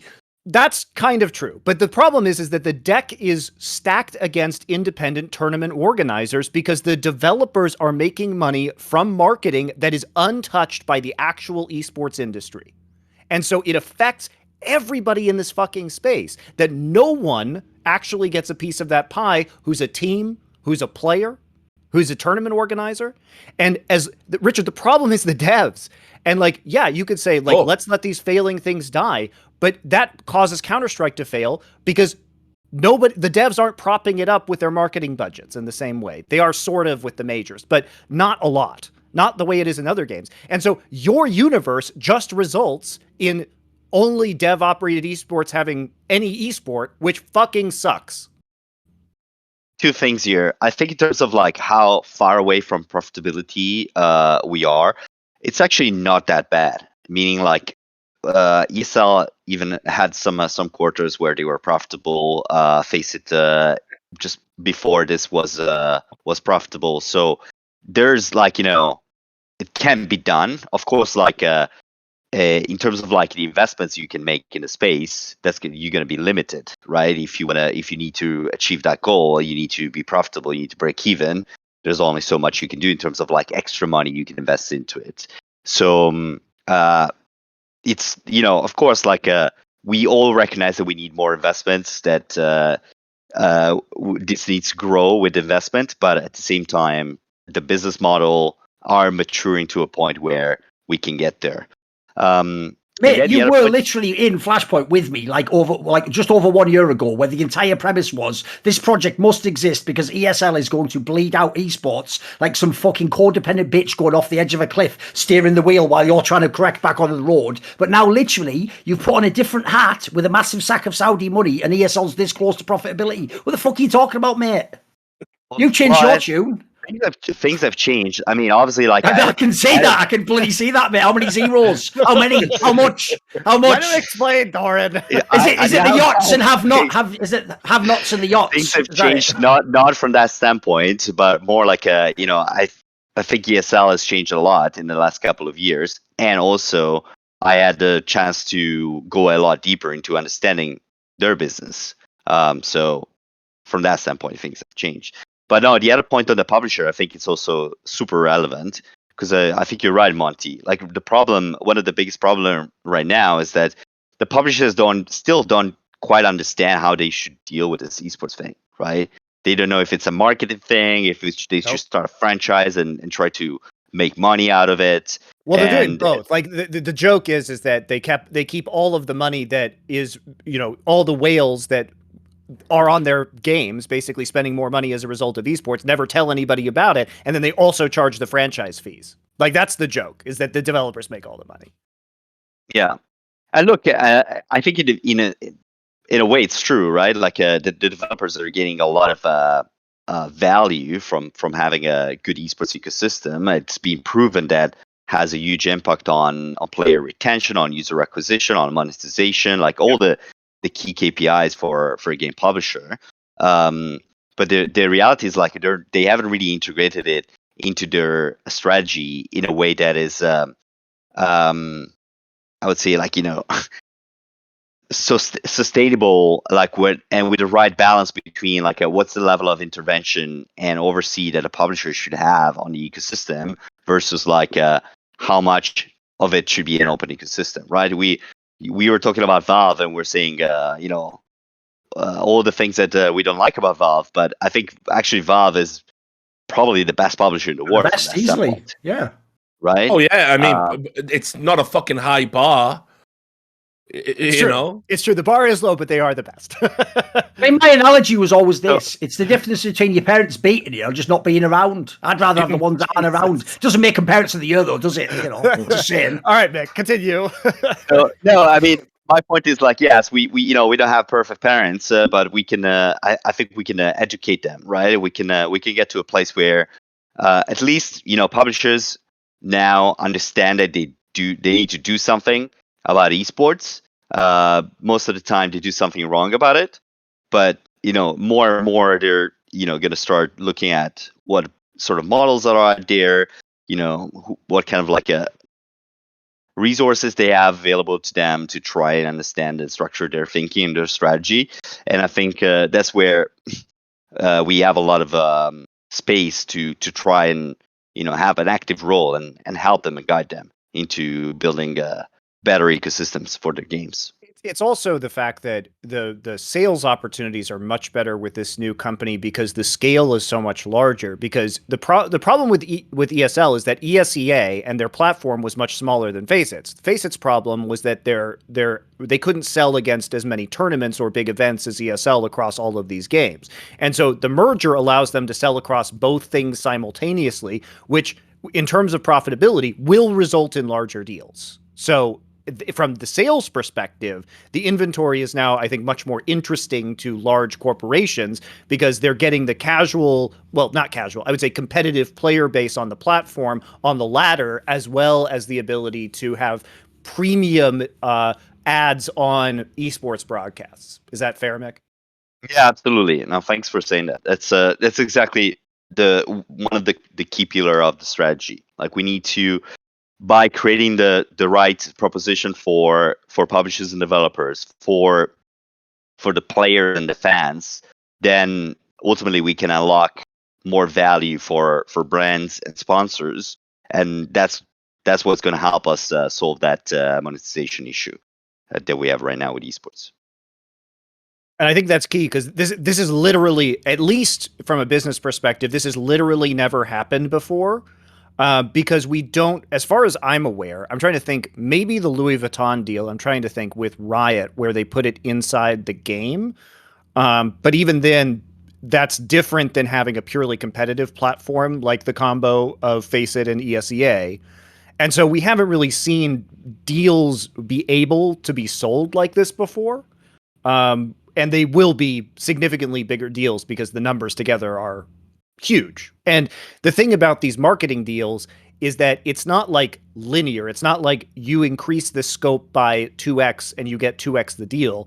Oftentimes it becomes much more valuable than 2x the deal because it's just a one big marketing spend. And I think that when it comes to esports in general, one of our huge issues has been that we simply cannot, we're not big enough to sell to a global marketing budget like Coca-Cola or Toyota, because it's just a blip. And part of the problem has been getting enough content together in one place, or enough ad inventory, enough value in one place in order to be able to sell that. And I'm curious, Mick, if this also means that with the Louvre agreement teams, with the EPL teams, is there an effort to sell across all of the teams at the same time that you're selling across all of the tournaments in the platform? Because to me, that's the big deal that could actually move a lot, not only you guys, but a lot of the teams into profitability as well.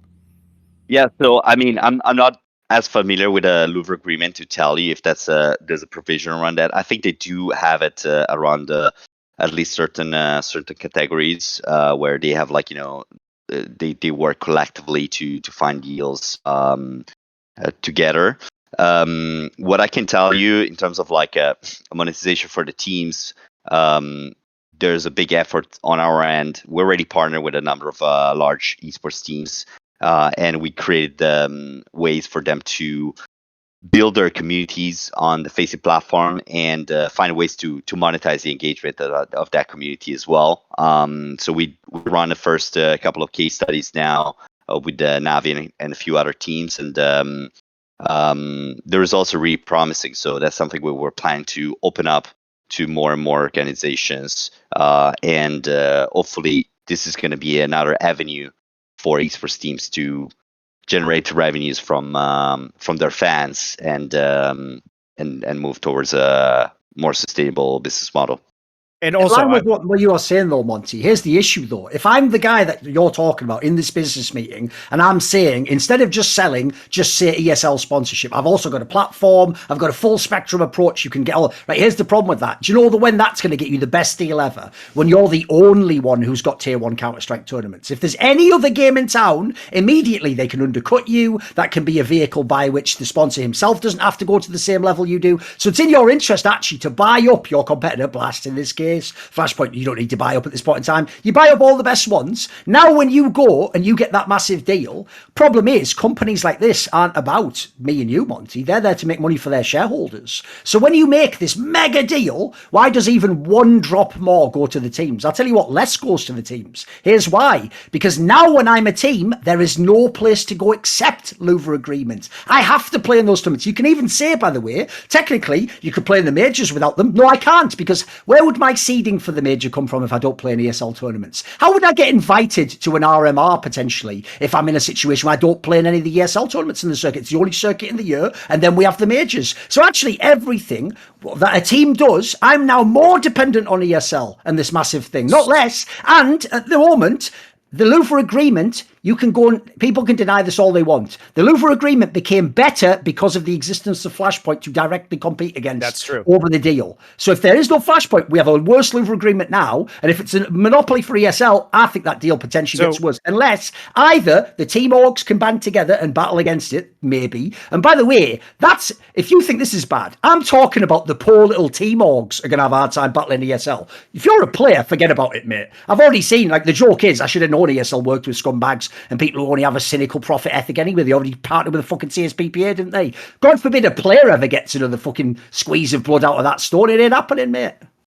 No, Except for all the I don't think Valve would allow this scenario to exist. Exactly. It's not realistic. It's not realistic, the scenario you painted. Like, if Valve would never allow to have a single operator controlling the entire tier 1 ecosystem. Of course, right now we have Blast.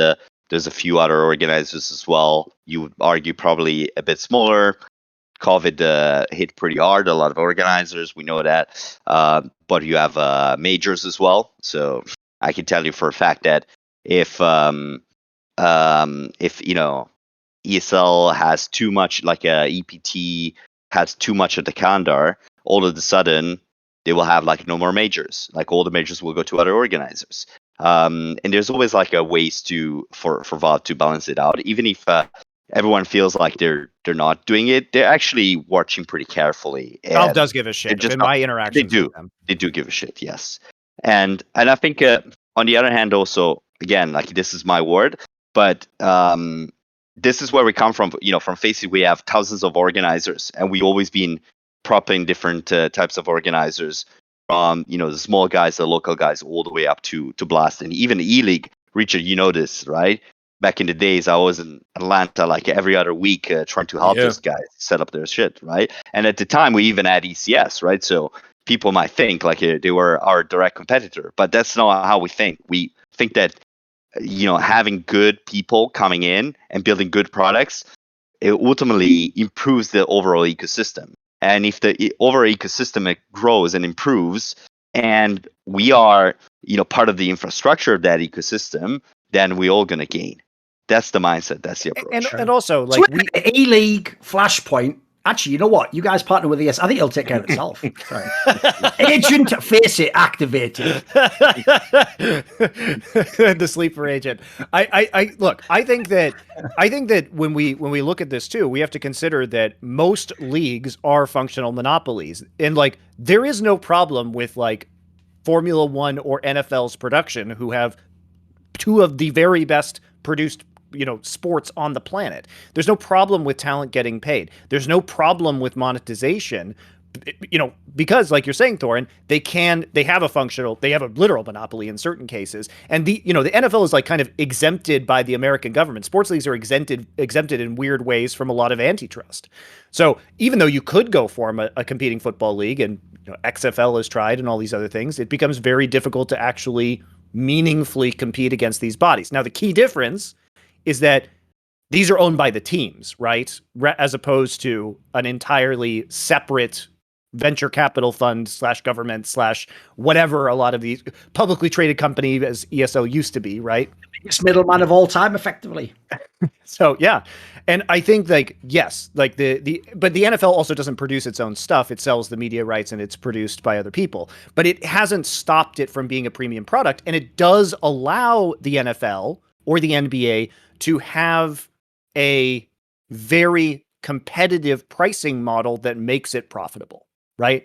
So that is an argument. Less than 10 minutes left. So maybe we'll just give him some final thoughts and then. Well, let's talk about, and I want to talk about NA a little bit because that's actually something tangible. And FACEIT has a studio in Los Angeles, and NA has been really, I think, devastated by the COVID pandemic and Valorant in terms of CS:GO. Not PSL stealing those EPL slots either.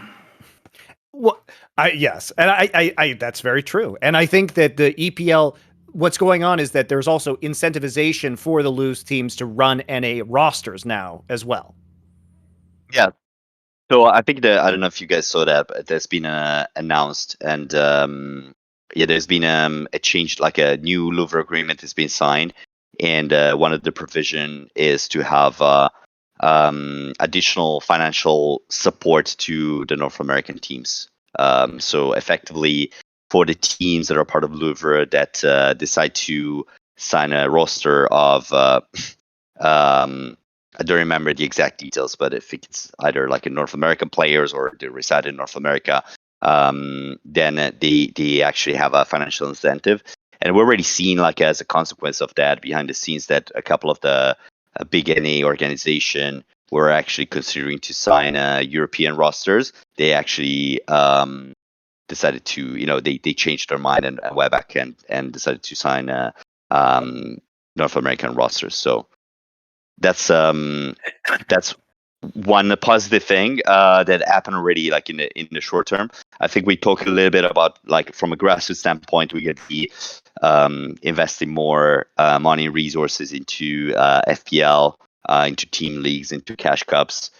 So have a robust ecosystem where tier 2 and tier 3 teams and players can participate, and hopefully the goal is also, like, for players that are, let's say, at a semi-pro level, not necessarily signed to tier 1 team, but let's say close enough to have a structure between all these different circuits where they can basically sustain themselves and have the equivalent of a salary to be able to focus on the game and play full time. And hopefully, I think that's going to also attract players from some of the other games and some of the other titles. When you say that, can you is there any sense of like are you describing, like, will there be more incentives for, like, being high in FPL or something, or is this some sort of scholarship program? Can you give us, like, a vague idea of how you would do that? I'm interested. Yeah, absolutely. So, of course, like, incentives in FPL is always a thing. We also going to launch a scholarship program. This is a bit of a spoiler because we haven't announced it yet, but we're going to be doing that. And of course, like, there's just by having a sheer volume of prize money dedicated to competitions that are for tier 2 and tier 3 teams, of course, like, indirectly, a lot of these teams and players will be able to gain more money just by playing effectively.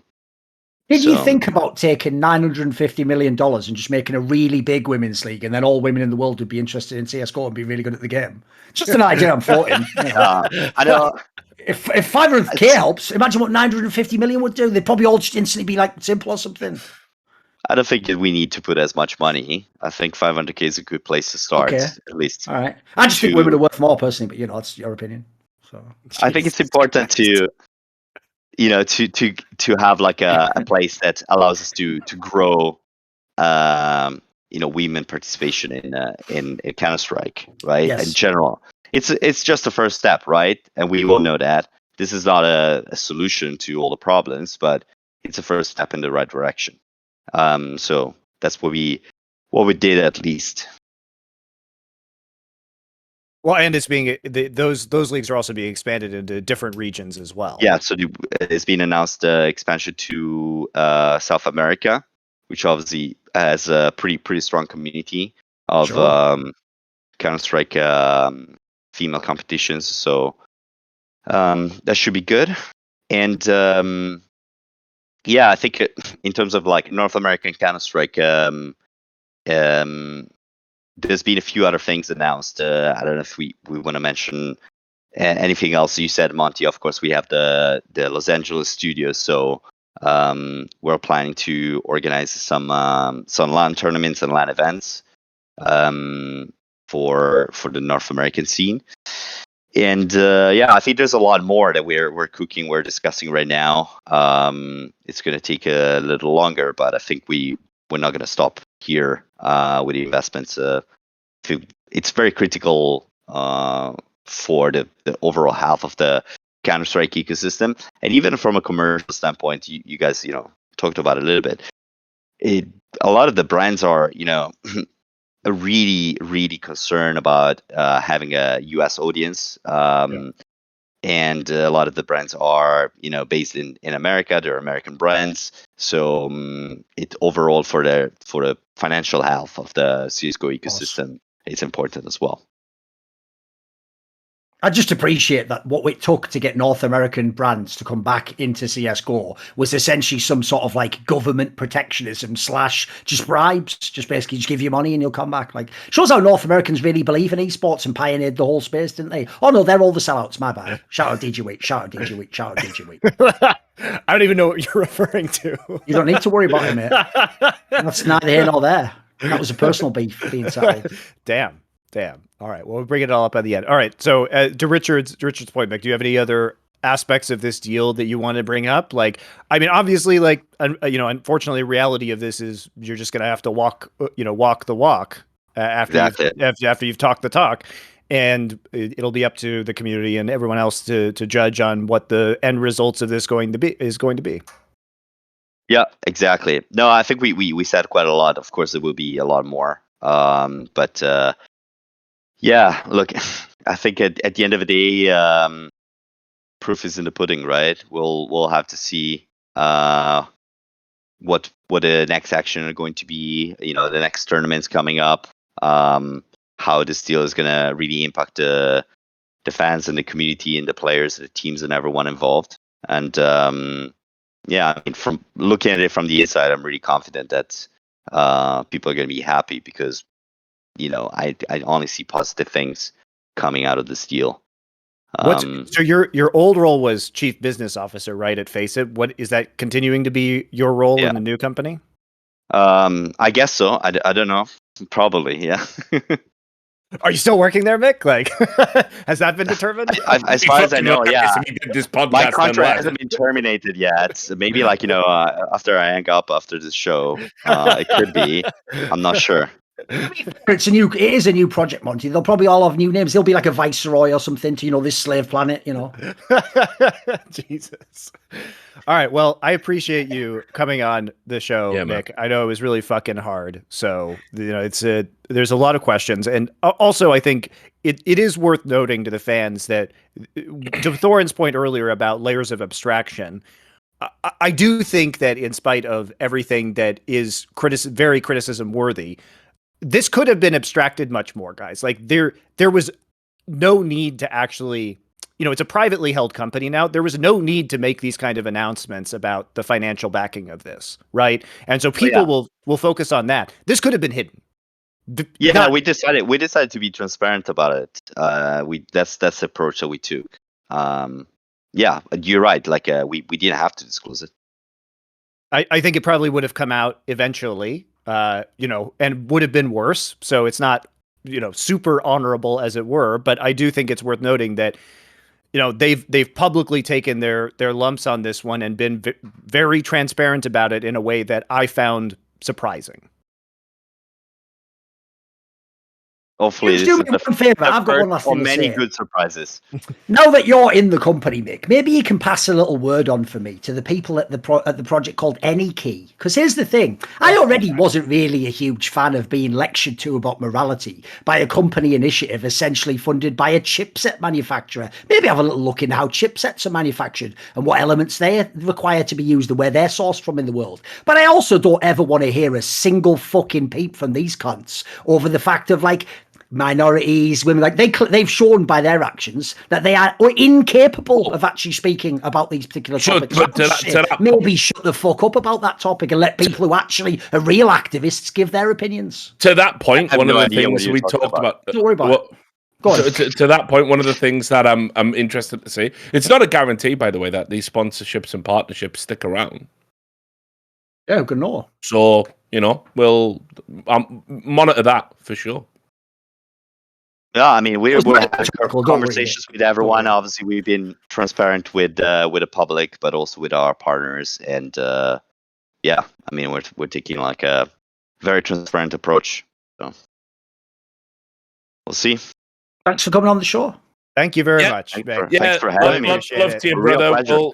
We'll get some drinks soon, and you're fucking buying. All right.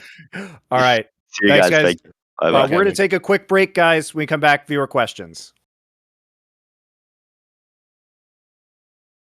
All right. Here we are with some delightful Four Horsemen questions. It's been a while since the last show. We're going to try and get some of the more recent questions done first. We have a little bit of time to do these, and especially because there might be relevant questions to what's been going on.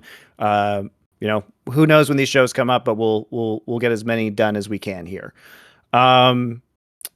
Let's see here. First up, with the constant disappointments in esports, I'm finding myself watching less and less. Is there a possibility we'll get some more content unrelated to esports from any combination of you three?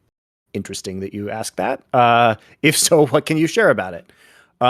Yes, I think is the answer. I mean, we alluded to the project that FACEIT / the new FACEIT ESL combined entity wants to invest in. Obviously, our conversations were before this announcement came out. But the intention is to start doing non-esports content as well. I think all of us have that ambition, and we want to explore our other interests outside of esports because we all have a lot, and we all enjoy the conversations that we have together. So it's not just us as well. It's a bunch of other people too. You guys have any thoughts? I actually do have a plan, independent of this year to build up my side channel, which in theory is for everything not esports related. And I may even do like a separate Patreon for that and build up. And what I'll do is for a few months, I'll see where it goes. Maybe it can loop into a project like this one day. Otherwise, I'm just going to do it myself just to see what happens when you make a load of content. It's not about esports. How is it received? Is it interesting for me? So I'm actually interested in doing that anyway. It's one of the plans I had to not be as dependent on nudges and esports. Yeah, I mean, same. At the end of the day, I'm so jaded with a lot of this industry. You are, Richard? Yeah, I know. Right, really? Surprise, right? I would never have known from our last hours of conversation. Yeah, I mean, dude, I don't know. We're all jaded. I mean, the thing about it's never coming back. That's the problem, dude. Like, the genie's out the fucking bottle, I was being a hater. Famously, it was in CSGO. They used to think I was a hater when everyone would ask those questions, what can we do to make CSGO bigger? I would go, I don't want it to get bigger. Like, it's awesome right now. Look at it. Got all the best players, the teams, talent. Yeah. It only gets worse when you scale from here. I'm sorry, boys. It does. That's the worst part because it's like, I was one of the people who spent so fucking long, steering the boat to what I was absolutely certain was a fucking golden utopia, a verdant paradise on the other side, if you will. Yes, indeed. And instead, what I've done is I've essentially careered us onto the rocks. Well, no, I think like all of us,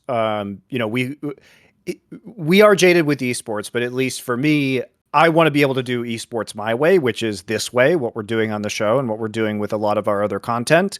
I love doing the talk shows. I love being able to participate in it without, on my terms.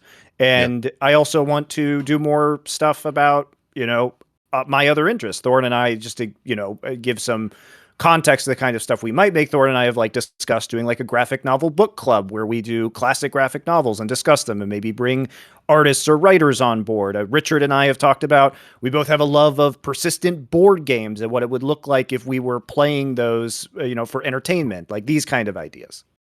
By the way, one thing I'd like to quickly say is one thing you should not expect, I'm being serious if you're a fan of this show, do not expect that we will scale with the rest of the industry.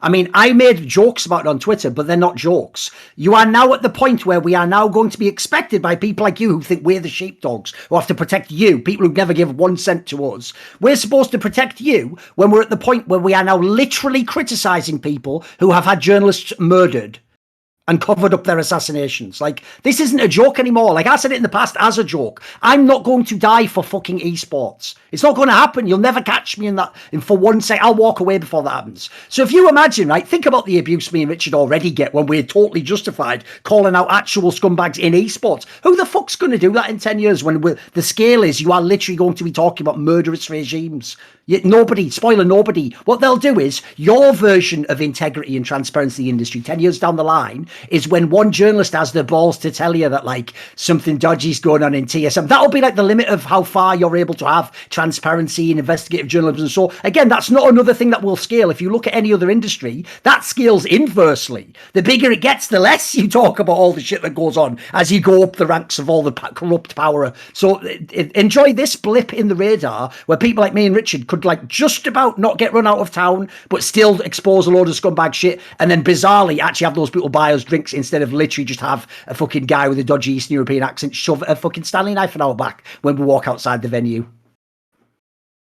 Anyway, what are you going to say, Richard? Any plans for content or anything? Any side series or anything? I've got a Stanley knife review coming. Okay. Yeah, no, pretty good. I mean, dude, I just I'm gonna keep doing me. Like, I don't do it for the money. I'm not really interested in that. But I've been in talks with a few sponsors, as you guys know, and people I think I can work with, and they'll trust what we do. It'd be nice if our thing comes together, but for me, like I say, it's got to be right, like everything else I do. So, we'll see. I mean, I hope so. I know we can make some really good content that's been lacking. Like, esports content is garbage. It's garbage. Like, that's the reality. It's not compelling. It's the same old shit you've seen a million times. Even the stuff people wank over and fucking, fantasize and talk about how great it was. Oh, this documentary was the best thing you've ever seen. Just generic talking heads bullshit with no real insight into the industry. Motherfuckers who weren't there trying to tell a story they don't fucking know that they heard secondhand off some other cunt who doesn't even know it in the first place. And that's just the documentaries. Everything else is fucking whack, insipid. No one's got any fucking skin in the game. So, I want to make good content. I want to actually do some definitive and defining stuff before I get the fuck out. And any prerequisite to investment in what we're working on, and this is true of when we were discussing with FACEIT as well, is that they don't have any editorial control at all over the content. Like, that will never be a thing. And in a way, this is the last gasp, guys. This is the last gasp of like actual independence in esports, because everybody else requires things like access to players for interviews for their website or access to developers. Like, basically, we've already burned all those bridges. Like, we're on our own island now, and the question is whether or not we can survive here or not. That's basically it. So we're the only people who can really speak our minds truly. And it's just a question of whether this community gives a fuck about that or not. Let's see here. You guys always say esports must die. Technically, it's esports must be destroyed. Esports delenda est. How would you like it to be killed? That's the problem. You have made the key distinction. I don't want esports to die, in its bed, surrounded by its family, fucking streaming, whatever, OnlyFans, weird fucking gateway. I don't want that to be, and then it just peacefully pass away. It needs to be like violent. I'm talking, it needs like the death that Joe Pesci's character had in the movie Casino. It needs to be driven out to a field and beaten to death with baseball bats by the people who loved it the most. That wasn't actually how he died, but he was just mob people beating him up. But yeah, I don't want it to die. Like, I just don't it's just the price that everybody's willing to pay for it being big. And I think Thorin hit it spot on earlier. And I was on a podcast, like a venture capital podcast not too long ago, where I just laughed when they were like, well, what can you do to, make esports bigger? And I was like, I don't care. I actually just don't give a fuck about that because I enjoy esports for what it was. And nobody who is in this industry is and has been for as long as we have, is in it because you're super interested in making money. I could have made more money doing literally almost anything else with my life, guys. So it's people are here because they love it. And like, that's what I want to get back to, frankly. That's too serious an answer. You wanted a joke answer. The joke is, as I'm beating it with the baseball bat, every single time I beat it, between beatings, it just screams out incoherent, like non sequiturs, like, but what about the women's initiative? And then like, oh, but I put a gay flag on the thing when I was working with the Saudis. And it will only determine me more to make sure that it is finished. And I won't make the mistake, like fucking Whistler or whatever in Blade, of leaving him just all messed up. Say one last thing to Rolf Reichart. I'll make sure I fucking see the light go out of the eyes and they'll roll back, and then I'll go, right, SNES games or something now. I don't know what I'm going to do in my life. Fucking I thought that through. I'm trying to kill this demon first. Well, I think really it's more of an exorcism that needs to happen, right? Like that's it's been possessed by so many different demons at this point in time that it needs like 12 exorcisms. Oh, and that's the only way to bring it back. I mean, yeah, I'm just not. I don't feel it can be saved. Like, no joke answer from me. It's bittersweet because obviously, I've got a lot of friends who work in the industry. If I kill the industry, I essentially kill their careers. And a lot of them certainly aren't at the level I'm at, aren't that jaded, think it can be saved, think it can be salvaged, Some of them just want to even go with blinkers on and not recognize any of the problems. That's their prerogative, power to them. But the reality is, I think the measure of any space is, would you want your family, your loved ones to work in it and go through what you go through? Yeah. And when you think about that and you assess that, if my child, it's a sobering thought. You tell them to stay as far away as possible. Esports for real will not be in my household around my kids or whatever the fuck. There's no way I couldn't in good conscience do it. Also, how the fuck could I ever recommend it? Keep in mind, I'm a professor now, right? I literally lecture to people trying to get in the industry, and what I'm trying to do is prepare them, to be able to identify the problems before they really take hold and fuck you up. I want to pull them to one side and say, guys, maybe not, but they love the space and they want to do good things, and it's important that fresh blood comes in. But unfortunately, as it is now, it had tumors we could have exercised and got rid of, and it could have been a healthy organism, but it's metastasized now and it's way too spread, and it's just fucking sad. This version of esports, it's just sad. I don't want to watch it fade out the way it is. I want to remember it when it was in rude health. It needs to be put the fuck down. So if you're asking how I'd do it, I'd take it down to the vets. It's time for I'm going to give it one final day out. Chase some cats, have a bone, climb a tree, and then it's getting the injection because in its current form, it cannot continue. Classic Butt Pounder 20 question. When is ESL going to announce their new Sierra Leonin Blood Diamond Championship rings for the next winners of the Intel Grand Slam? Actually funny. It's funny though. You know what I actually do enjoy about jokes like that, Monty, is this is how you know how fucked in the head the virtue signalers are.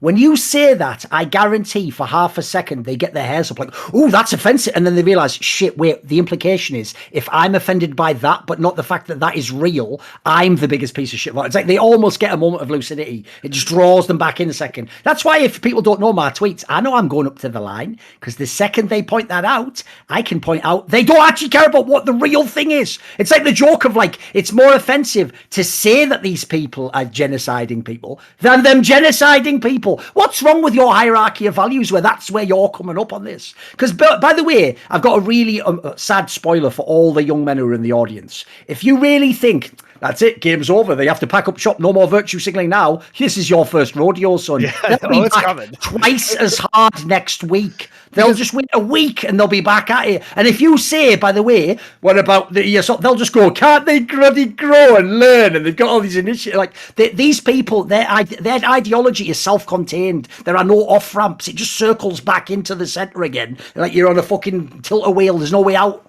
Well, unfortunately, the reality of the situation for a lot of these people is that they have to continue to justify their own virtues, basically. Dude, here's an angle. I guarantee some even go with this approach. They're going to go, better that the money goes to a good person like me who does do activism more than a mean person like Monty. That'll be their fucked up worldview for real. Well, and the thing about it is, like, if you don't have any other choices or you're not willing to take risks, then what your brain is going to do is to attempt to logically justify you being part of these projects or whatever. And like, for me at least, I just have embraced the nihilism of global capitalism, and I don't think there is clean money anymore. So, you know, I have to make my own decisions based on these truths that make me deeply uncomfortable. But at the same time, I don't see a way that I can ever get away from a lot of these factors and continue to live my life without being a self-sufficient hermit in the woods, which frankly does sound more and more attractive as time goes on. Yeah, I'm right there with you. But it's really tough. It's really tough to live an ethical lifestyle in global capitalism or capitalism in general, because, you know, there's even shit that, like factory farming, that I think is going to be, I think in 100 years when we have artificial sources of meat or like lab grown meat or whatever, that's going to be pretty frowned upon. Like, I think it's going to be seen as a giant moral failure of the time, which it's hard to argue about now, but it's just seen as a necessity because people want access to cheap meat, basically. So anyway, there's so many esports industry. Boom, boom, boom. exactly. But I think it's just really tough to be in these situations. But to me, the thing about it is that this is all going to come full circle, which is that if you are not a piece of shit, you don't attack people on social media about, you know, their flaws or perceived lack of virtues in a way to pump up your own. And I think that the easy, like, dopamine rush that you get from a bunch of people agreeing with you really ignores the human being on the other side of it. And I would just say we are all complicit in this system in one way or another. And so to go off and just like crazy virtue signal and then sign up for this system again is just shitty. Like, stop doing that. Like, just admit to yourself that you're part of this system and just deal with that however you need to deal with it. That doesn't involve going on social media and being a dick. Yeah, but you can still get all the same money for your charities and do things that you think are good. Of course. Just don't fucking moral grandstand. That's his point. Oh, but the point is the narcissism, for fuck's sake. They're not. It's not the end result. It's not about when these people do that. They don't even care about the charity or the cause. Of course, they care about feeling good. And I think that. But more importantly, they care about the validation of somebody they see as a peer group. And spoiler, by the way, those same people that are giving you little fucking love hearts and stay strong and fucking, I don't know, there's probably a fucking emoji to express solidarity these days that I don't know about because I'm a boomer, right? You know, all of those people will fucking turn on you the minute you express an opinion that slightly deviates from the dogma they've assigned themselves to get through their fucking shitty life, like we're all trying to do. It's you want to talk about what's unsustainable.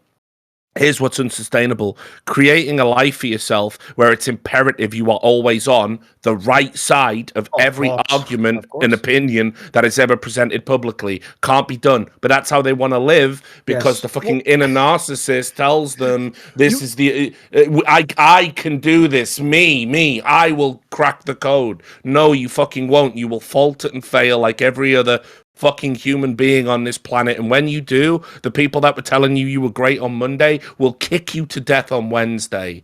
It's just a hide into nothing. And here's the thing, is that if you always agree with the quote correct unquote opinion, right, you're actually just not even a person who has your own thoughts. Like, it's actually impossible to be that person, and to hold people to that standard is fucking ridiculous. And also boring. It's just also just fucking boring. All right, let's go on to the next one. Wow, here's interesting. What's a similar to Reggie verbal harassment that's incredibly obvious today but will break in a year or two? I mean, probably a lot of the stuff we talked about on this show, unfortunately, but what are your thoughts? Wait a minute, what was the initial premise? It's something like Reginald being an arsehole, but it hasn't like. It was like taken something open that's secret. incredibly obvious right now, but nobody's doing anything about. That will break the break is in quotes break. Like this isn't breaking news. It happened fucking years ago, right? And we knew it was happening consistently the whole time. I'm trying to think. I mean, the obvious one would be that the ESL female circuit will never produce one player who goes on to be a star player in the male circuit. Like, there's not even a connection between it, which is why Samler made his points that he did. The people involved who've been female players, some of them for decades, know this, and you'll note didn't speak out publicly about it, just stayed silent. And that topic will just be spinning their wheels, spending $500,000. They're welcome to do so. As far as I can tell, they sourced the money entirely for that project. It's just, it will essentially be just an ESL vanity project to pretend to help women. It will help some women in the sense that they'll make a living and they'll be able to have somewhere to play, but it won't accomplish any of its goals. That seems like an obvious one that I'm not. By the way, if you're watching from the future in 5 years, I wasn't prescient. I just watched the last 15 years of esports and I know who the people involved are. So that entire project is built on a completely false premise on it's a house of sand on the fucking beach. What do you want? Yeah, I think a lot of the issues, I mean, it's unfortunate that no real dialogue ever resulted about this, because I think that there's a lot of interesting nuance to these conversations about how to get women more involved as players in Tier 1 esports. But it really is, I think that it's a lot of it's not in this case because the developer, as far as I know, Valve isn't directly involved, but it feels to me that a lot of these initiatives are kind of a smokescreen to disguise the fact that the developers either can't or refuse to fix the problems with harassment on voice chat that prevent women from wanting to play games at a more amateur level or for pleasure because of the kind of abuse that they receive on the ladders. And so they prop up these programs because they won't actually fix the fundamental underlying problem, which is that it's a very on the casual level, it's extremely unwelcoming for women to even begin to compete. Yeah, it's a grassroots problem. It's a grassroots problem. It's like if you blame the NBA because a woman got harassed on a court in New York City in a pickup game. And that's a ridiculous premise, but that's basically what we're trying to solve here. Yes. And I think the developers need to fucking take responsibility for the issue. For example, I've often wondered why, say for matchmaking and pickup games, an option for women players to sort of click like a mode. I'm a woman. I've been shit on my last few games. Everyone's abusing me, and it pairs you up with more women, or pairs you up with people who have a behavior score that says maybe this person isn't a fucking absolute arsehole. And so, they do it in Dota with just a round number, just a behavior score, but it doesn't factor anything else in. It's right. With the amount of data that goes into these platforms and into these games and into these programs, there has to be ways. Now, obviously, that would be rife to abuse, but then you would think you could also create a fast banning system for anyone that abuses it. That the point is these ideas aren't really being explored. It's just that what we've got the game. You play the game, and we'll just decry anything bad in that experience. And then we will await outside operators to try and fix problems fundamental to the issue. Yeah, does anyone have a good time playing online games? Why is that? Why do we do it? Why do we persist, right? Yeah, it's a fundamental problem where it's either that the developers are too incompetent to fix these issues, and here's what I suspect, guys. I suspect that they know that people behave extremely poorly in anonymous online environments, and if they start to ban people, they will lose all of their users. Or a huge number of their users, and I think that's the knowledge they have. On purpose to generate more accounts, more revenue. Honestly, you can see you have active accounts that month. Yeah. By the way, one thing I'll say though, Monty, is this. One thing I will absolutely say, I'm an expert on this exact topic. Unlike other people, I've got the data. I experienced it firsthand in a way the rest of you didn't. I can tell you right now, nobody on that side, Monty, who claims to be pro-FACEIT, nobody wants dialogue. They intentionally eschewed dialogue. And do you know what the gist of the message I was sent was? We don't need dialogue. Why do I need to persuade you, Monty, to do this? We've got the money. We've got the tournament. Shut the fuck up. It's too late for you. We've got the power now. We don't need to dialogue with MonteCristo, Richard Lewis, etc. We've got the tournament now. And in fact, here's what we're going to do. If you attempt to dialogue with us on any grounds we don't totally co-sign, we'll just label you a misogynist and tell the whole world you hate women. That was the gist I got. Because here's the thing, Monty, I was there for the 10 years when the dialogue was happening. Yep. When I was trying to take my audience, who by default are just 14-year-old kids who don't know anything about Counter-Strike and just only know the game itself, and show them, look, instead of telling you, maybe go through, I'll just show you their experiences. Here's a woman. Here's what she's describing when she was coming up as a pro player. Here's a journalist. Here's what she says her experience. No, they took the people like that and they intentionally slapped our hand away, Monty. These people don't. This is how you know a grifter. When they have the power and the money, they don't need to waste their time dealing with you, mate. Like, why would they? They're not in it for the good intentions. So now they've got the money and the power. Our opinion is irrelevant, Monty. And worse, if expressed, it will be condemned. So the era of dialogue, that's gone. In fact, I would say this whole episode was about that. We're in the era of the fucking technocracy now, boys. It's about who has the levers of power. And can you at least, are you ready? Here's the best thing we can do right now if we stay in this part of the industry. The best thing we can do is get them to lie in a way they can't very quickly just do the opposite of. They have to at least, like, to save face, pretend like they were doing the initiatives they were. That's about as much as you can do at the moment. Well, I also, like, I think, yeah, I mean, it's hard to disagree with that, with the way things are going. You know, I don't know. It's the whole situation here is just it is disheartening because it doesn't feel like that dialogue is happening. And I think that what the aspect of this whole conversation that keeps, in terms of inclusivity in esports, that keeps getting away from people is that I literally do not know anybody in this industry who doesn't want as many people to be involved in the professional scene as possible, because that's what's fucking great about esports. And that's what we all agree is amazing, is that there isn't a physical barrier like traditional sports that prevents these people from competing at the top level, that prevents anybody for the most part. Like, yes, there are certain disabilities, right, that might prevent you from competing. But the idea of esports is that the pool of potential players, and therefore the pool of talent and competition, is one of the very best parts of this industry. And we should want to open that up to as many fucking people as we can, but we can't even have a reasonable conversation about how to accomplish that goal because of the shrieking on Twitter. It's annoying. I mean, I think back to my fucking, first, like, team, I had when I was, like, just an amateur player and I was first getting into esports, at the tail end of the fucking 90s or whatever. And, I got to meet all sorts of people from, like, again, all different backgrounds, all over the world. One of the guys I used to play with, he's now a Ukrainian judge. I'm glad that he's having a wicked time right now. And it's like, that was the cool thing. We all came on, we all played the game, we all tried to improve, we all, like, hung out with each other in our downtime, we'd all, like, watch fucking, YouTube videos and shit together. Now you can stream shit on Discord together, all sync it up, hang out. That was a godsend during the pandemic, right? And so, yeah, this is why I never bought this idea that it's like some hostile nightmare for everybody.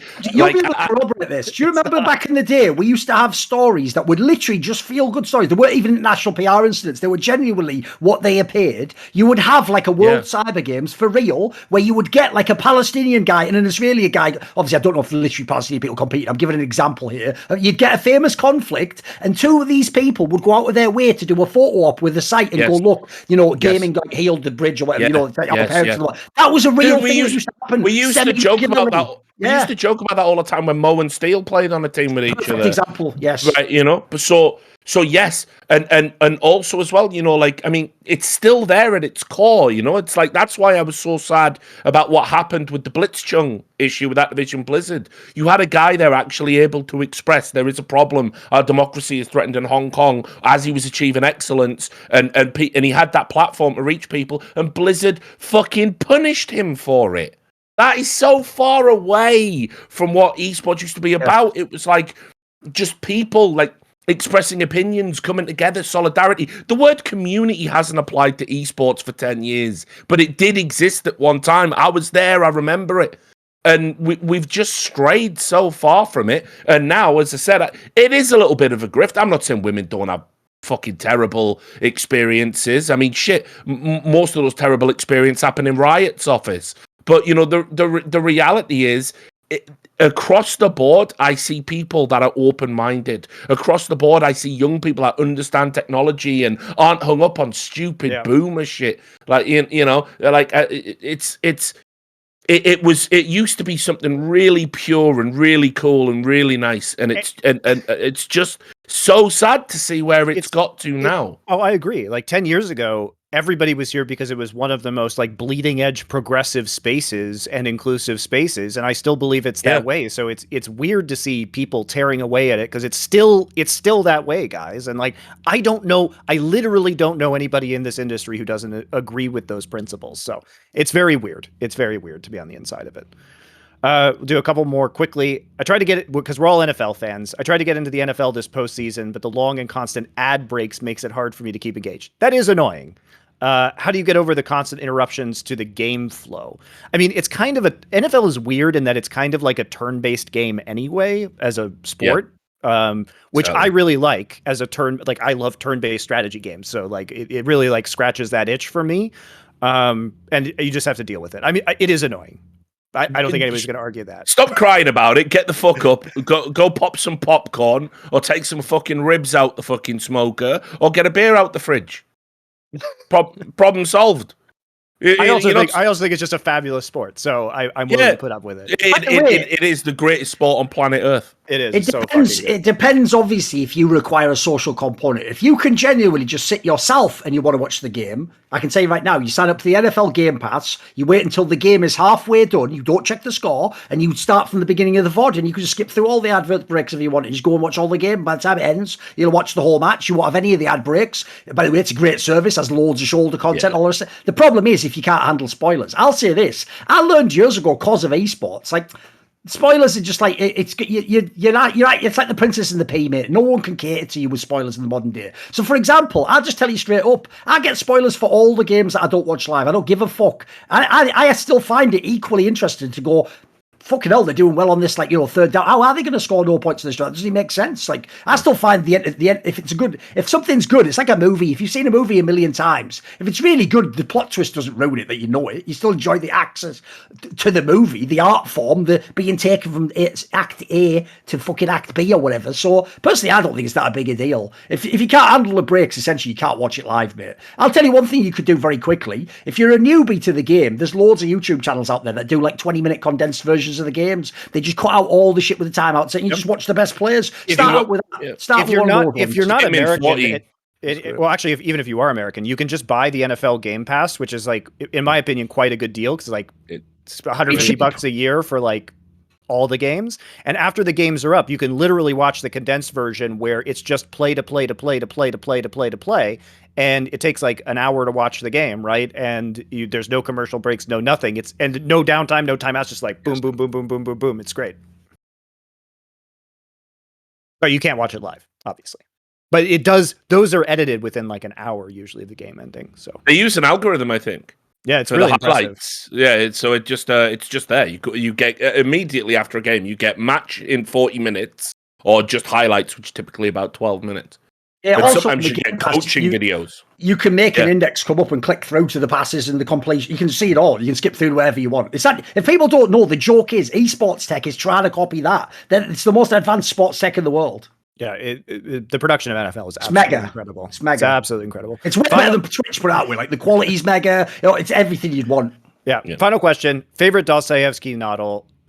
I've read The Idiots. What are your thoughts? I actually am not a big Dostoevsky fan, so I don't really like him. Yeah. Why? I like other Russian authors. Like I love Bulgakov. I've talked about this on shows before. I love The Master and Margarita. I love Petersburg by Bailey. I love Gogol, Tolstoy. I don't like. I can't understand how you can like Tolstoy. I can't. It's most boring of all time. The guy makes fucking Dickens look fucking flippant. Okay. I mean, I'm not a big. I am a Dumas fan. I'm not a big Dickens fan. But anyway, for me, Dostoevsky is. My interest in literature and my literature degree is in mythology and kind of like oral tradition storytelling. And for me, Dostoevsky is so individually psychological that it's just not, it's not what I like. I like archetypes and big metaphors and thinking about Joseph Campbell and Carl Jung and Mircea Eliade. And so for me, Dostoevsky is just, it's like being in a tiny box in someone's mind, which I'm just not a fan of. That's the best part. It's Proustian. It's about like the experience of being that person. It's not even the story. I'm not saying it's bad. I'm saying I don't like it. Thank you. Yeah, fucking hell, Jesus Christ. Yeah, we're not. Believe it or not, I was trapped inside your personal experience right there. I couldn't get out and become myself a unique, autonomous person who's not connected to you in any way. Right? I would just say I'm a big fan of Dostoevsky. I think he's mega. Crime and Punishment's the obvious one. It's basically just like it's like if saying Citizen Kane or The Watchmen in comics, they're the number one for a reason. They are just that mega that like everyone who's likes them pretty much likes them. When I was younger, maybe Notes from Underground, but I don't think that's maybe aged as well. I think it's more of a young man's book, Yeah, I mean, I was going to say Crime and Punishment. I think on a list of books you have to sort of read before you shuffle off. That is one of them. Yeah, I mean, it's just a fundamental meditation on the nature of guilt, ostensibly. Although obviously lots more themes into it. But yeah, I mean, like it's just a really deep meditative study on what it's like to sort of face the consequences for heinous actions. Heinous actions, by the way, for which you don't receive any sort of societal punishment. The punishment is existential. I think everybody should read Crime and Punishment. He's just not my favorite author. That's what I'm saying. Yeah, sure. It's like it's a great work of art. It's just not a work of art for Monty. Other than that, by Dostoevsky, you are going for a hipster pick. Basically, it's his masterpiece. It's a masterpiece. It's a must read. All right, there you go. All right, we will be back whenever the next crisis happens. And as usual, Esports Delenda est. Goodbye.